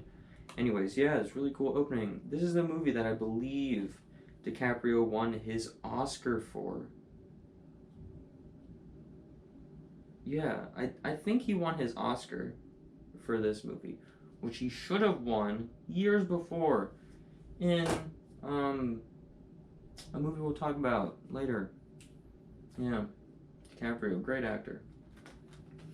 Then you got Robin Hood. I haven't seen this movie, but I've heard that is not good at all. So, oh well. Then you got the Rob Zombie trilogy, which is the House of a Thousand Corpses, Devil's Rejects, and Three from Hell. I dig House of a Thousand Corpses. I think it's basically Rob Zombie's Texas Chainsaw Massacre. So I can enjoy that one quite a bit. I really enjoy Captain Spaulding in that movie. I think he's hilarious. Then Devil's Rejects and Three from Hell I do not like at all. So yeah. Then you got The Rock, the final movie in that Nicolas Cage action trilogy from the 90s. I love this movie. This is awesome. Where Nicolas Cage needs to go with Sean Connery to Alcatraz to stop Ed Harris, and a bunch of other noticeable actors and stuff are in this movie too, but they need to take down those missiles.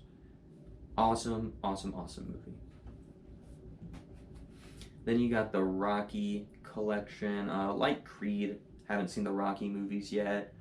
I'm waiting till it gets closer till Creed 3 comes out, and then I'm going to do a Rocky binge session. But I've got one of the major Stallone franchises where his title character's name starts with an R under my belt. I'll get the other one under that belt soon. It's very oddly specific anyways. The Rocky Horror Picture Show. This movie is not good. But if you get together with the right people, it is a blast. So yes. Oh boy, oh boy, oh boy, oh boy. Rogue One, a Star Wars story.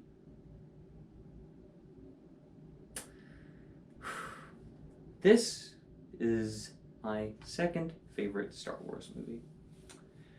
I will give my complete thoughts on Star Wars when we get to that in the S's. But yes, I really enjoy Rogue One. I really enjoy Rogue One. Yeah. And that is the R's. Alright, now on to the S's, which is by far the biggest section of this whole ordeal. Woo. Woo, woo, woo. Starting off, San Andreas. The Rock doing a disaster film. Pretty good, pretty good. I've only seen it once, but I enjoyed it. What's this? The Santa Claus trilogy with Tim Allen. I really enjoy the first one. I don't really care for the second or third one. Yeah, I remember watching the first one a lot growing up. Sausage Party. This is the most inappropriate movie I have ever watched. God damn, this movie's inappropriate. But damn, it is hilarious. This movie is hilarious. If you want to see a grocery store orgy, check out that movie.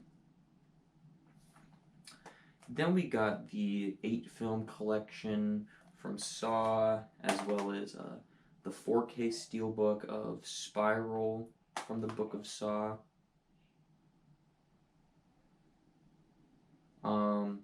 Yeah, sorry.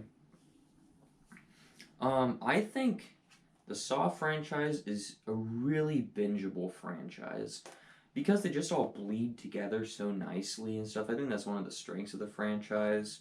But I think it kind of delves too much into just becoming about the traps, especially in those later sequels. But yeah, Spiral from the Book of Saw was one of the bigger surprises from last year.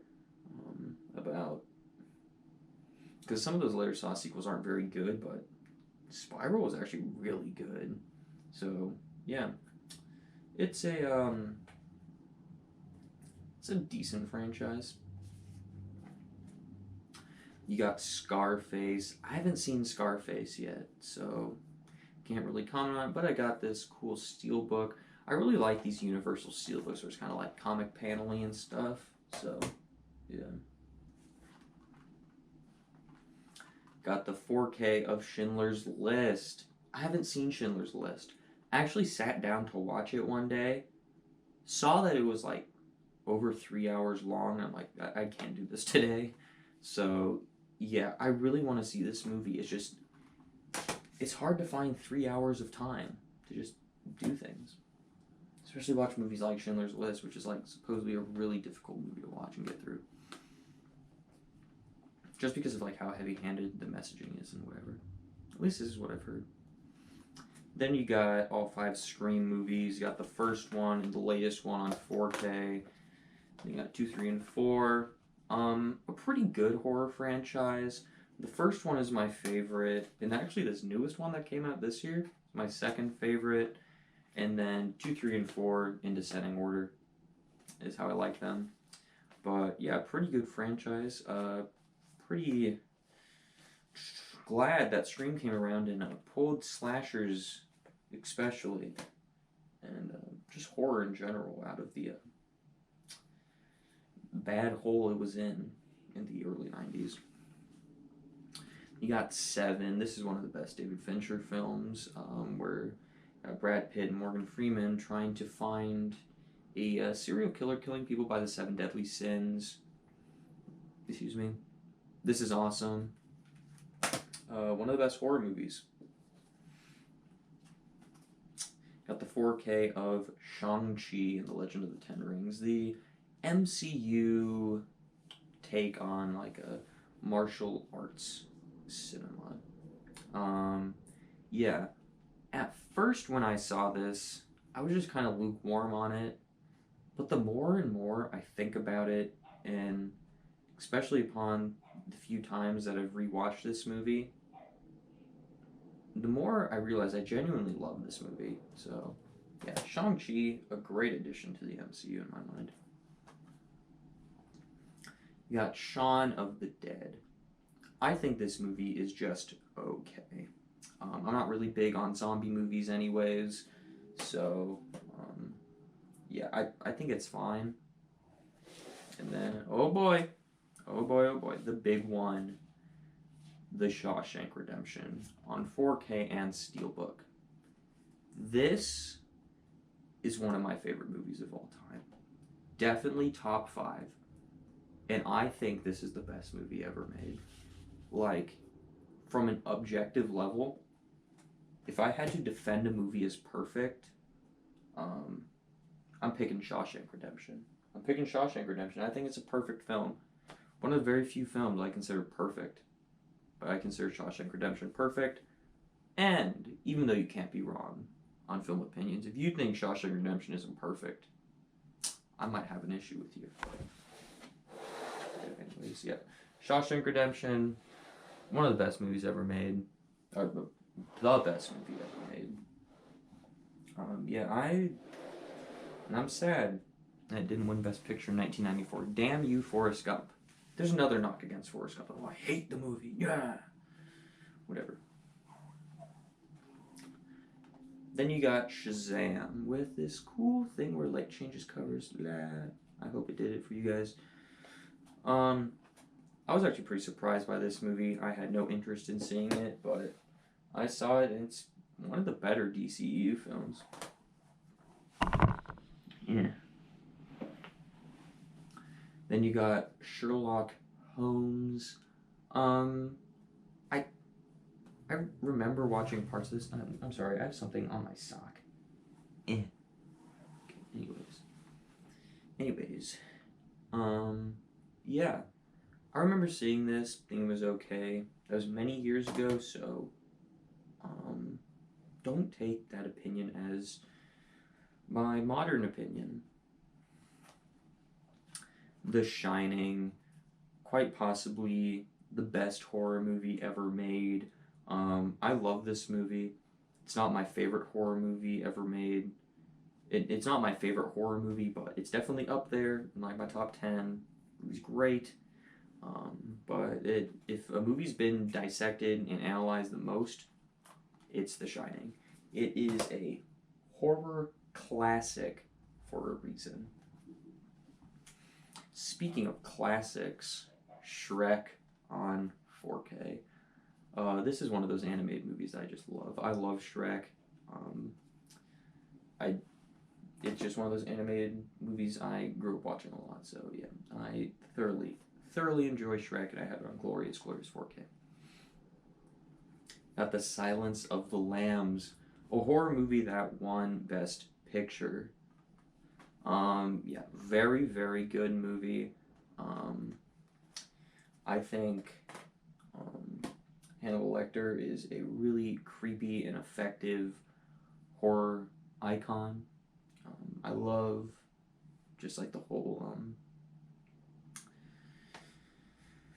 serial killer plotline with Buffalo Bill and like using Hannibal Lecter as like a consultant, I guess. I don't really know how to describe it. I just love that movie. It's really good. Silent Night, Deadly Night.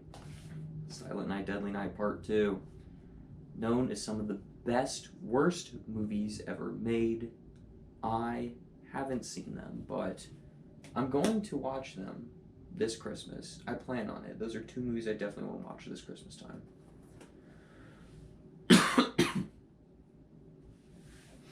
Then you got Sinister. I really enjoyed this movie. Yeah, you got Ethan Hawke, where his family moves into this house and there was like a murder that took place there, and then he discovers snuff films, and those snuff films are awesome. You got Sisters. This movie's hilarious. Again, got John Cena in it. It's got, oh yeah, Ike Barinholtz in there. Then you got, yeah, Tina Fey and Amy Poehler. Just so much fun in this movie.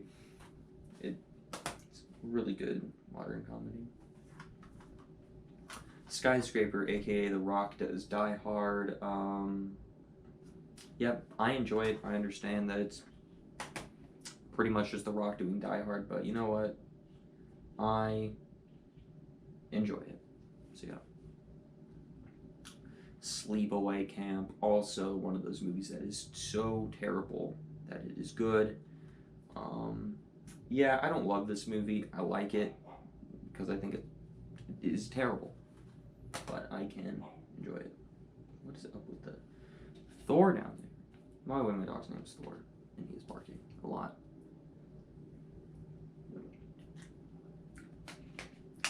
Excuse me. Probably at nothing. He likes to do that. What is this? Oh, that's what this is.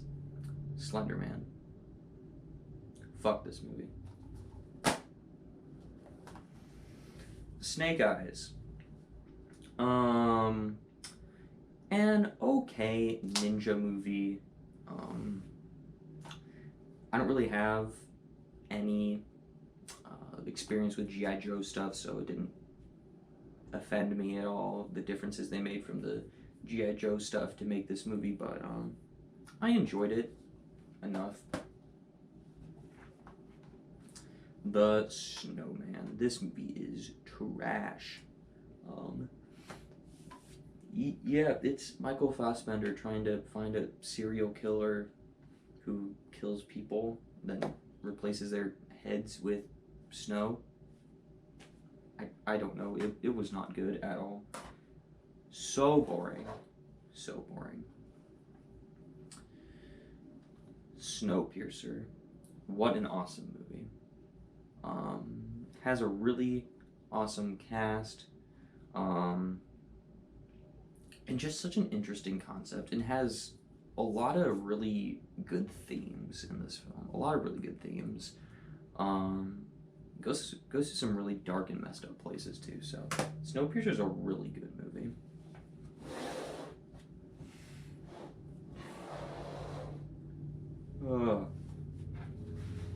We are halfway through the S's as I rearrange my little table here.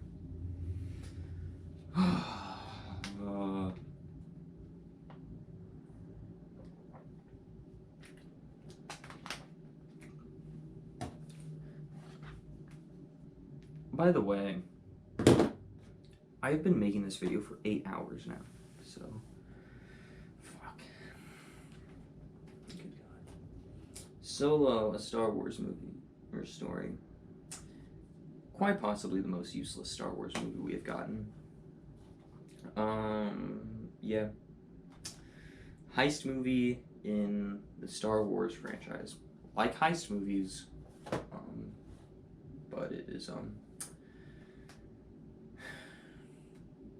just generic, unnecessary Star Wars movie. Sonic the Hedgehog. I really enjoyed this movie. I think I like the second one better than this one. But yeah, both the Sonic movies are pretty good video game adaptations. I love Jim Carrey in both the movies too, so yeah. I really enjoyed both of those movies. You got The Sorcerer's Apprentice. It's been years since I've seen this, but I remember liking it. But that was years ago, so I don't remember. So I don't know if that same sentiment hold up today. Then you got Spaceballs, The Steel Book. Yeah. This is my dad's favorite movie of all time. It is not my favorite movie of all time. Sorry for being a disappointment, Father, if/when you watch this, but I really like Spaceballs quite a bit. Space Jam. I think Space Jam is okay. I did not like the sequel at all.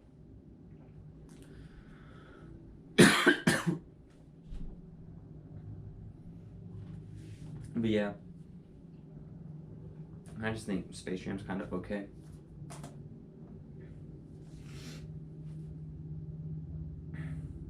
Speed, the 4K Steelbook. I'm sorry. I am struggling right now.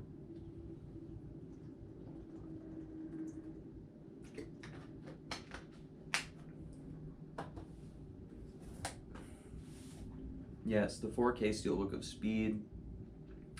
This is a great movie. Great movie. An awesome action movie. Um, that, yeah, probably should have stayed a one and done. Now on to the Spider-Man films, which for some reason I don't own the Tobey Maguire Spider-Man movies, which I really enjoyed all of them. I personally don't think that there is a bad Spider-Man movie. Bad live-action Spider-Man movie where Spider-Man is the focus of the movie. Let's put it that way, because yeah, Morbius is technically a Spider-Man movie. Anyways, Amazing Spider-Man 1 and 2. Yeah, I enjoy both these movies. I've always enjoyed both those movies. And then, of course, we got the, yeah. Then we got the, these are in chronological order, so you got Spider-Man Homecoming, and then Into the Spider-Verse on 4K, Spider-Man Far From Home, and Spider-Man No Way Home. Let's talk about this one, Into the Spider-Verse. I really like this movie. It's not one of my favorite comic book movies, not one of my favorite Spider-Man movies, but I really enjoy it. Then the Tom Holland trilogy of Spider-Man movies. I enjoy all of these quite a bit. Yeah. Spider-Man No Way Home is my favorite Spider-Man movie. Yeah, and I have that one on 4K. So yeah.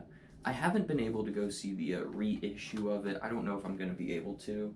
It's just the timing's a bitch, but yeah. The 4K of Split. This is also a really good M. Night movie. It has a phenomenal twist. And James McAvoy gives an awesome performance in this and in Glass. I think he does better in Glass, but yeah, this is a really good M. Night movie. Make more movies like that, M. Night, not the shit like old. Spy. This movie is awesome. This is probably top 3 Melissa McCarthy movies for me. And the standout in this movie is Jason Statham. Honestly, he's hilarious in that. Cool. Our final stack of the S's. Good God. S is a long time. I've been talking about just the letter S for nearly 20 minutes. You got the Stanley Kubrick triple feature with The Shining. Already own it, but whatever. 2001: Space Odyssey and Full Metal Jacket, all in 4K. Haven't seen 2001, haven't seen Full Metal Jacket, so cannot comment on those. But Stanley Kubrick, great director. Then, Star Trek II, The Wrath of Khan, the only Star Trek movie that I own. I believe this is the only Star Trek movie I've seen, and it's been a long time, but this is universally considered the best Star Trek movie, so yeah, I own that. And then that brings us to this. Star Wars. You have the original 6 movies, or the original trilogy, and then the prequel. So the first 6 movies, then the sequel trilogy from Disney. I am not a fan of Star Wars. I do not like this franchise. My favorite is Episode 7. I give Episode 7 a 4 out of 5 star. So, yeah, I know that is quite literally cinematic sacrilege to say anything negative about Star Wars, but I'm just being honest. I just don't get them. I don't know. I just can't get there. I can't get there, guys. I'm sorry.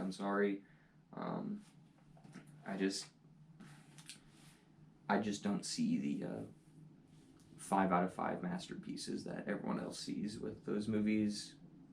And part of it is just that I think the fan base just ruins it, because if you don't think all the movies are better than 5 out of 5, or you don't have all 11 of the movies in your top 10 favorite movies of all time, then you're a piece of shit and should die. So yeah, whatever.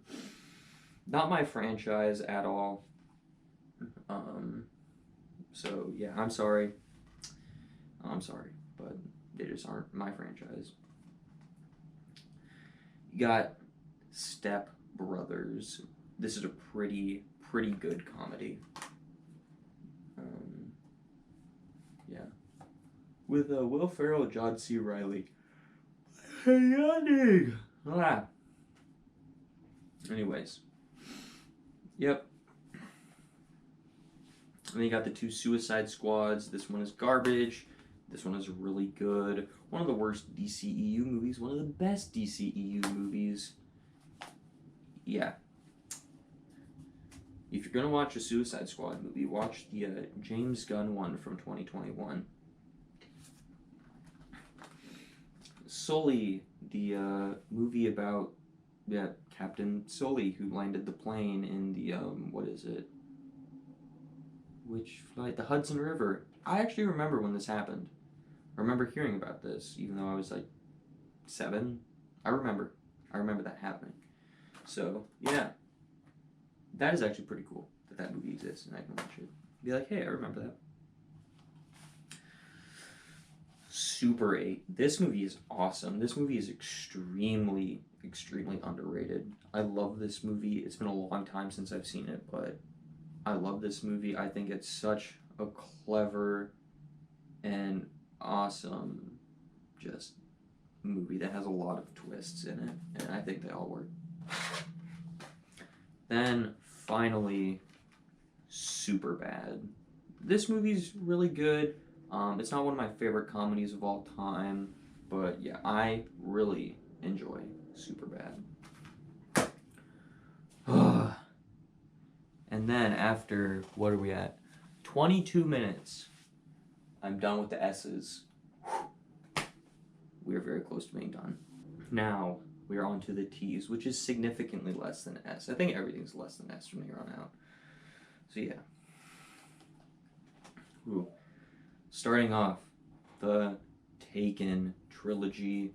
I really enjoy the first Taken movie. I think it's probably one of the best Liam Neeson action thrillers that I've seen. Haven't seen Taken 2 or 3 yet, but I haven't really heard good things about those, so maybe someday. Tammy, I did not like this movie at all. I didn't think it was very funny, which is really disappointing, because I like Melissa McCarthy quite a bit. Ted. This movie is so disappointing to me. I love Family Guy, so I love Seth MacFarlane. I thought this was going to be as funny as Family Guy, and it just didn't work for me. I didn't think it was very funny the time I watched it, and I had no desire to go back and watch it again. Teen Wolf, the movie that will always be remembered for the dude having his fly zip down at the end. Other than that, it's a pretty decent werewolf movie. I'm not into werewolf stuff, as I've said before, so yeah. Tenet, one of the most confusing movies I've ever seen. Do I think this movie is bad? No, but it is just so confusing. So confusing. Not even just the time inversion stuff. It's the espionage stuff that confuses the fuck out of me. So, whatever.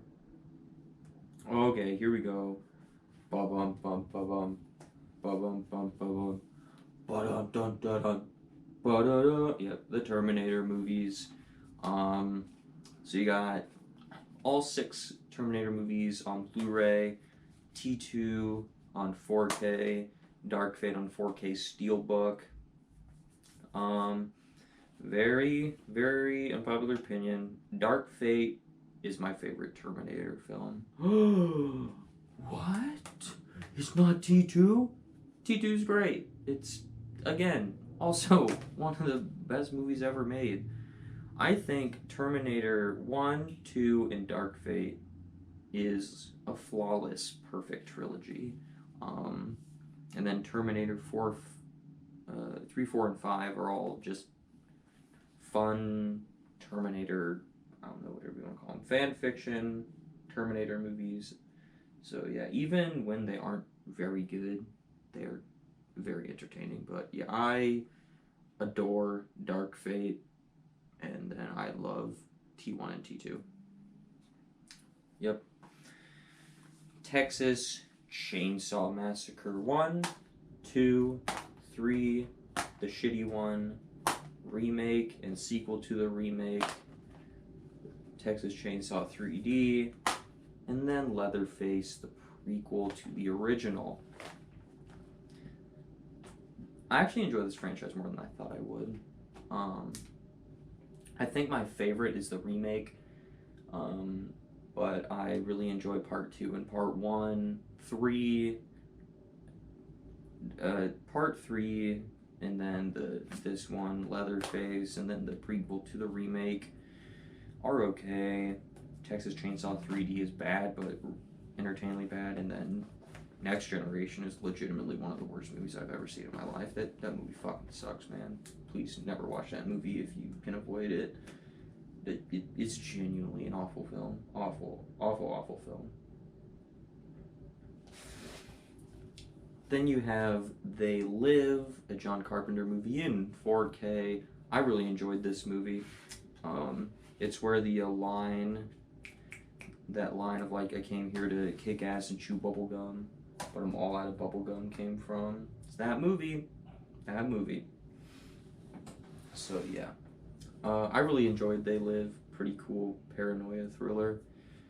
Speaking of awesome John Carpenter movies, The Thing, 4K Steelbook. Oh. This is my favorite horror movie of all time. I love that movie where it's a creature feature, but the creature isn't the horror of the movie. Paranoia is the horror of that movie, so yeah. And then you have the remake slash prequel to The Thing, which I enjoy, but when the entire legacy of the original Thing is practical effects and you use really crappy CGI, it's disappointing. Because I had some really interesting ideas. Then you got a trilogy of Thor films. As the time of I'm filming this, Love and Thunder isn't out on Blu-ray slash 4K yet, so I don't have it. But yeah, Thor Ragnarok, one of my personal favorite MCU movies, like top 5. I really enjoy the first Thor. Thor: The Dark World's okay. I understand why people say it's one of the worst movies in the MCU, but bad MCU movie, still a pretty watchable, good movie. But yeah, Thor Ragnarok is clearly the best Thor movie to me, like, ever. Then you got the Three Stooges. It's been a long time since I've watched this. It's okay. Yeah, it's okay. I'm not really big on the Three Stooges slapstick, whatever you want to call it. So yeah. Titanic, the I don't know, like 27-hour-long movie about the Titanic. Then DiCaprio dies at the end. So yeah, really good movie. Really good movie.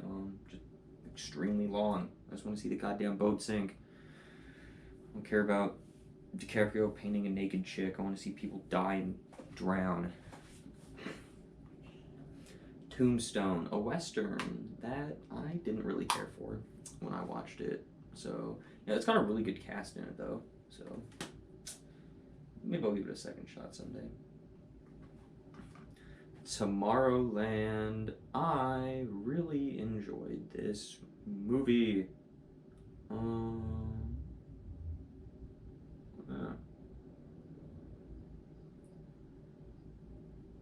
Anyways, yeah, I really enjoyed Tomorrowland.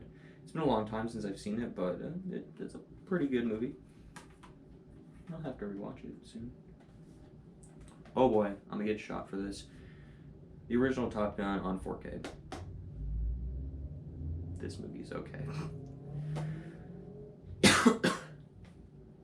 I think this movie is extremely overrated. Yeah. It's entirely 80s cheese. You could not make that movie today. And the soundtrack, having 2 songs, bruh, come on, be a little bit more original, please. Put some different music in your movie. And then Top Gun Maverick, for some reason, is making over $1 billion. That's beyond me. I don't know. That movie is also very overrated, but it's very overrated, but it's in my top 3 of the year. So I don't know what that says. Just says I'm annoyed about hearing about Top Gun Maverick for, I don't know, 6 months on end. Then you got The Town, a Ben Affleck heist movie. I enjoyed it. Not one of my favorite heist movies, but I really like the cast in it. Really violent. So, yeah. I'm just going to keep making this stack here. Tall. Then you got Train to Busan, and then the sequel to it, Peninsula. I really liked Train to Busan for being a zombie, like a zombie-esque movie. Yeah, one of the few foreign films I've watched. So I'm intrigued by Peninsula because it's the sequel to Train to Busan, or maybe it's a prequel. I don't know, but I like Train to Busan. You got the Transformers 5-pack. I know I've seen the first 2. I think I've seen the other 3, but I don't remember the other 3, but it's one of those franchises that just went down the drain extremely fast. The Steelbook of Tremors. This is just a great hidden gem creature feature. I haven't seen the rest of the franchise, but I don't really have a desire to. I think the first one's a pretty cheesy movie, so yeah, I can't imagine that they get a whole lot better. Trick or Treat, a movie I hated the first time I watched it, like genuinely hated it. Then I just watched this like 2 months ago, and I was like, damn, that was actually really good, and I loved it. So, I don't know. Sometimes that happens on movies with me. I don't know. That seems to happen quite a bit on movies I hate. I like being wrong, though, on movies. I like being wrong. Oh, boy. Tropic Thunder. Every time I think about this movie, I just think about the Tom Cruise and his hands. I can't. That's the word that comes to mind. Are those weird ass prosthetic hands on Tom Cruise? Truth or Dare. What a garbage movie. So garbage, I didn't even feel like pulling the sticker off. So yeah, screw that movie and go to hell. Kiss my ass. Hate that movie. Not good. It's an interesting concept, but yeah, execution's garbage in that. Yeah, Tucker and Dale versus Evil. This is a really good horror comedy. I really enjoy this movie. It's hilarious if you like. Excuse me. If you like horror movies, and you've seen a lot of horror movies, and you watch that, it pokes fun at all the different tropes and stuff of the genre. So really funny. Wow, I burp a lot today. Then you got Twister, the tornado thriller movie, which I've seen, but it's been a very long time, so I don't have anything intelligent to say about it, so yeah. That brings us to the end of the tease. Alrighty, well, I'm just gonna hit the rest of this in one go. U through Z in one go. So let's do this. Starting off, Unbreakable. Yeah, this movie's really good. This is probably my least favorite of the trilogy, where it's Unbreakable, Split Glass. I think it gets better as it goes along, but still a really good movie. Then you got The Unbearable Weight of Massive Talent. I really enjoyed this movie, but I thought this movie could have been a lot better. Yeah, it was one of my most anticipated movies of the year, and I just wanted it to be so much better. You got Uncut Gems with this stupid falling apart case with the Walmart sticker on it. But yeah, this phenomenal movie. This is probably the best Adam Sandler performance I've ever seen. I wish Adam Sandler would give us more stuff like that instead of, I don't know, Happy Madison movie 25.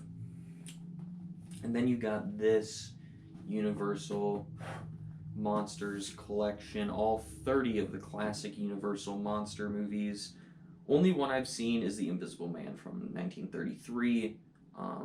But yeah, it's just time. I can't find the time to watch all of these. But I really enjoyed The Invisible Man, so I want to check out the rest of them. I really do. I really do.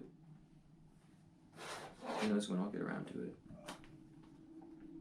Then you got Us, my least favorite Jordan Peele film, but it's so frustrating because I think the first two acts of this movie are really good and are like my favorite Jordan Peele stuff.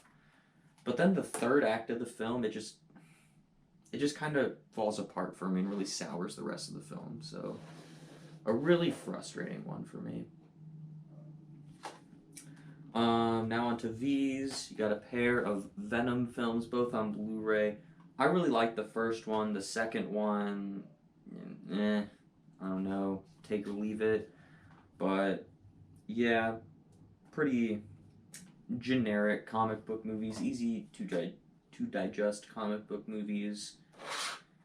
And then VFW on 4K. What a cool little thriller with Stephen Lang and William Sadler, where it's a bunch of these old retired veterans at a VFW, and there's literally meth addicts trying to break into the VFW, and so they Home Alone-ify this VFW. So yeah, I had a lot of fun with that one. So yeah.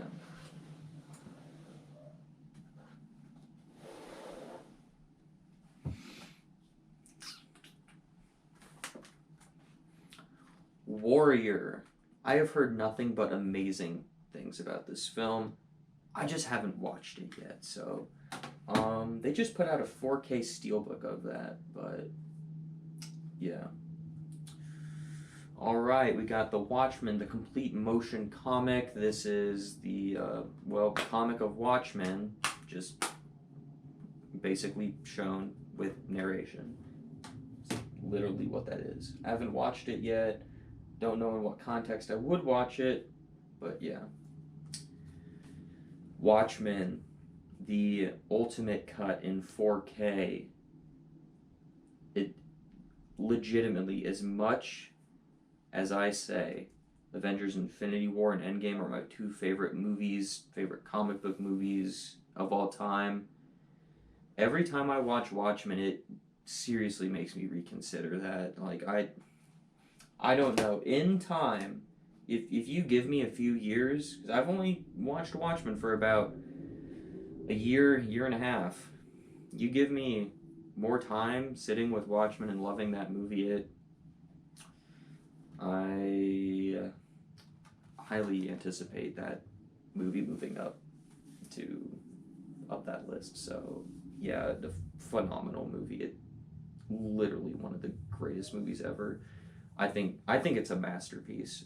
If there's any comic book movie I would give the stamp of the word masterpiece, it's Watchmen. So yeah, I fucking adore that movie. We're the Millers. Pretty good comedy. I like Jason Sudeikis and all the stuff he does. So yeah, it's a pretty good one where it's this group of people need to pretend to be a family to smuggle drugs. So yeah, it's pretty good. 4K of Whiplash. I haven't seen this yet, but I like J.K. Simmons and I like Miles Teller now because he was pretty good in Top Gun Maverick. He was also fantastic in Fantastic Four. funny stuff. Okay. Got a double feature of White House Down and Olympus Has Fallen. Already own Olympus Has Fallen, so I put this in W for White House Down. I also prefer White House Down. They're essentially the same movie, just one's rated R and one's not rated R. So yeah. Both really good though. Willy's Wonderland. What a crazy concept that I enjoyed. This movie is unashamedly a crappy B movie, but it's just so entertaining to watch that. And you get Nicolas Cage. so that's always a plus. The 4K of Willy Wonka and the Chocolate Factory, this is a classic. This movie's great. I believe this is also from the 70s, I want to say.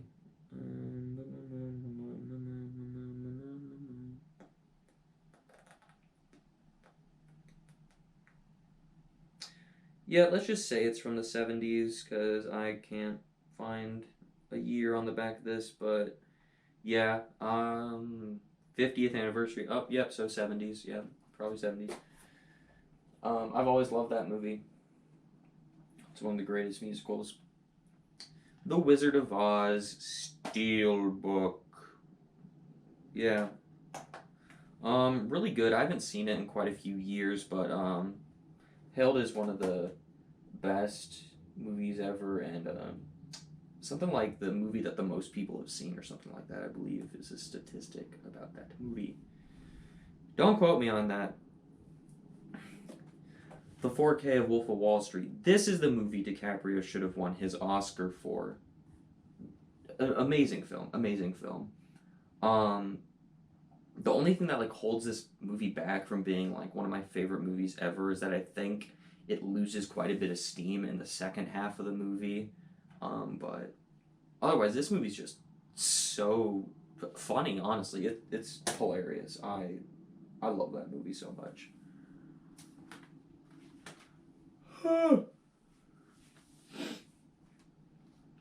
Next up, we got The Wolverine.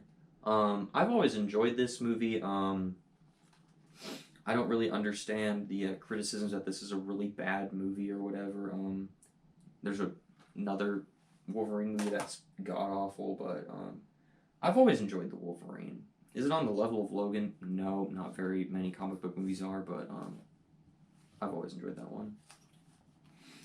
Then you got a pair of the Wonder Woman movies. I like this movie. Never been one of my favorite superhero movies or DCEU movies. And then Wonder Woman 1984 was just a total misfire. I don't think it worked at all. So, yeah. Pretty big disappointment on that one. The DCEU, man, I want to love it, but it's just such a mess.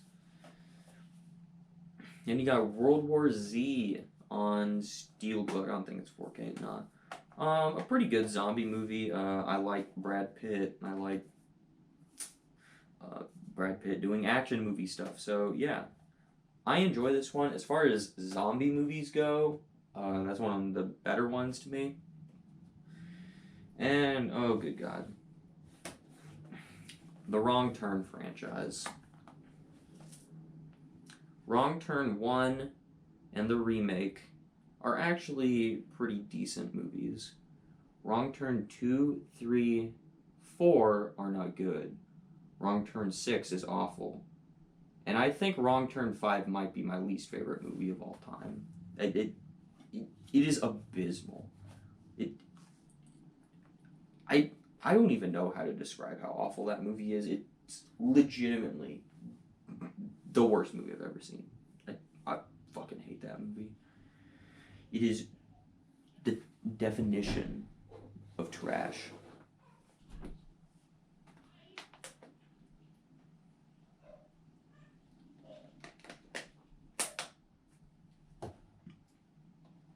All right. Moving right along to X's. First off, X, the movie that came out earlier this year, kind of A24 meets Texas Chainsaw Massacre. I need to rewatch this one because Pearl's coming out in a few days from when I'm filming this. Pearl came out like 2 weeks ago when you see this, but whatever. I liked X. I didn't love it. So, yeah, I want to rewatch that one. Then, yeah, just the rest of these are X-Men movies. X-Men. Yeah. I've always enjoyed the X-Men movies. I think my favorite is Days of Future Past. But yeah, it's a really cool franchise that I was sad to see it end, but you know, I'm glad that the X-Men can now be within the MCU. Then we'll move on to the Ys, which only got 2. Year Without a Santa Claus. This is a yearly watch for me that I just have so much nostalgia for, where if you don't have nostalgia for this, you probably won't like it, I'll be honest. And then Yesterday, which is in the vein of music biopics, but isn't really one, where this guy wakes up and he's the only guy that remembers who the Beatles are and then plagiarizes them. So yeah. Now on to Z's.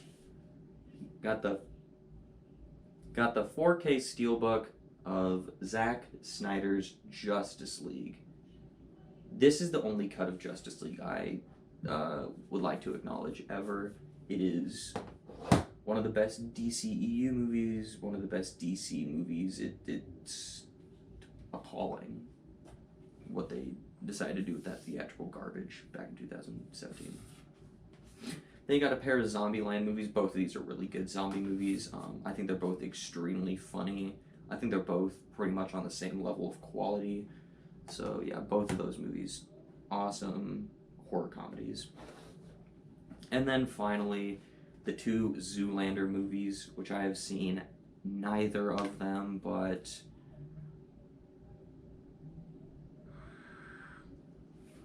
and then finally, the 2 Zoolander movies. I haven't seen either of these, but yeah, they are in my collection. I don't know what to say anymore. So yes, that is all the movies in the collection. Now let's move on to the TV shows. Alrighty, now on to the TV shows, which there aren't a lot, but I got them. Anyways,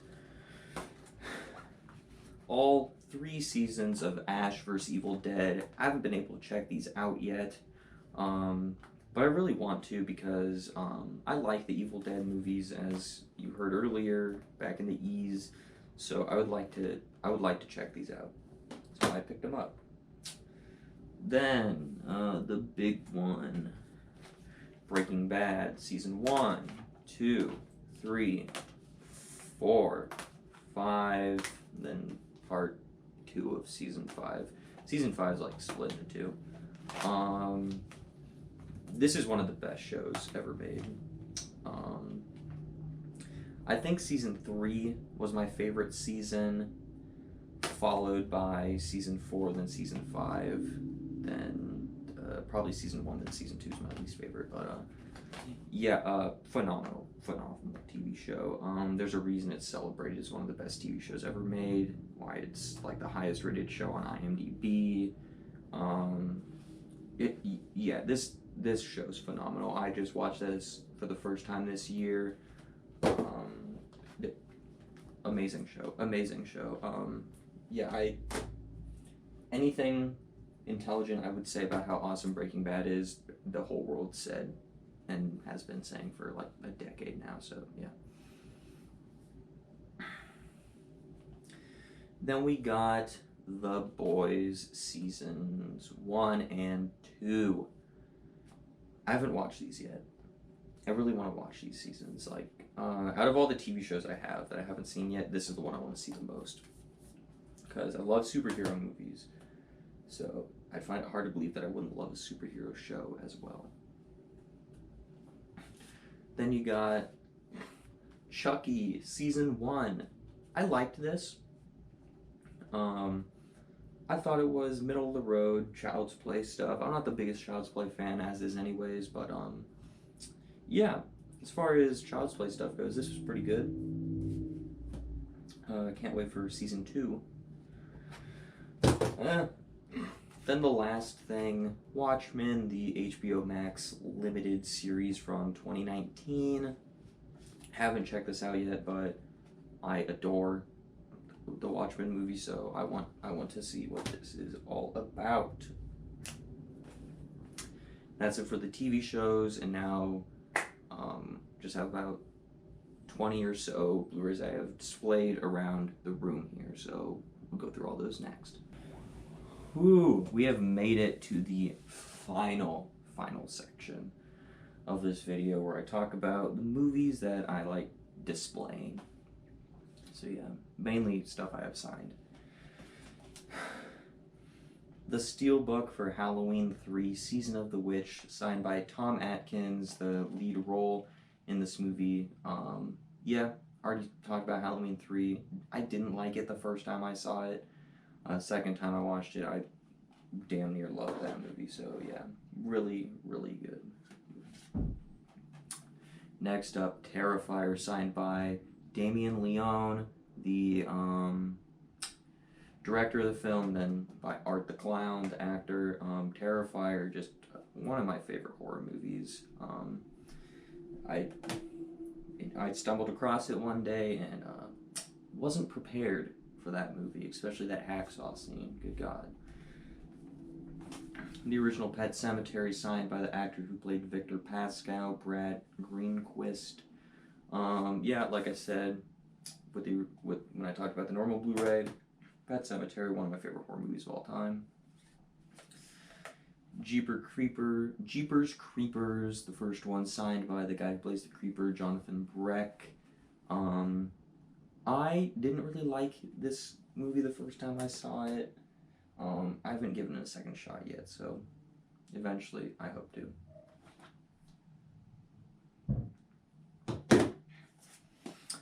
Then you got the original Texas Chainsaw Massacre, signed by the hitchhiker and the truck driver. Yeah, like I said, I really like that one. The original Friday the 13th, signed by Tom Savini, who did makeup work for the film, and credits himself as creating Jason Voorhees, like the little boy that jumps out at the end. That was him that made that effect, so Tom Savini. Not signed, but my Watchmen Director's Cut Steelbook sits up over there, on my desk, on top of my copy of Watchmen, the comic. So yeah, love Watchmen, like I said earlier, one of my favorite movies ever made. One of my favorite movies of all time, one of the best movies ever made. The original Candyman, signed by Jake, the little kid from the movie. Yeah, again, love Candyman. Rob Zombie's Halloween, signed by Malcolm McDowell, aka Dr. Loomis. Again, I really enjoy Rob Zombie's Halloween. I'm kind of, in a way, a defender of it, but whatever. The original A Nightmare on Elm Street, not signed, but I have a little thing up there where I got Michael, Freddy, and Candyman, so I need something to put behind Michael, because I got the Candyman and the Michael movie up there, so I need to even it out. Then you have the Avengers Assembled box set collection thingy with all 4 Avengers films on 4K Steelbook. This is the most expensive thing in my collection. This is like the crown jewel of my entire collection, is that Avengers 4K collection. And then finally, my Scream Factory Friday the 13th box set with all the movies in the franchise on Blu-ray, and then it is signed by what's his name? CJ Graham, aka Jason from Part 6, and Kane Hodder, Jason from Part 7 through 10. So, yeah. That is pretty cool as well.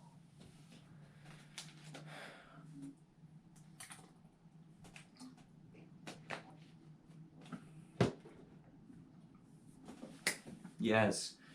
So, that does it for my Blu-ray collection video 2022. If you have made it all the way to the end of this video, I applaud you for watching me talk about all 856 Blu-rays I own, which is a lot. So good for you if you made it to the end of this video. It's been a very long day for me. I started filming this 9 hours ago. Yeah, 9 hours ago I started filming this, so yeah, been a long day for me, for sure. Yeah, as always, thank you so much for watching, and have a great rest of your day.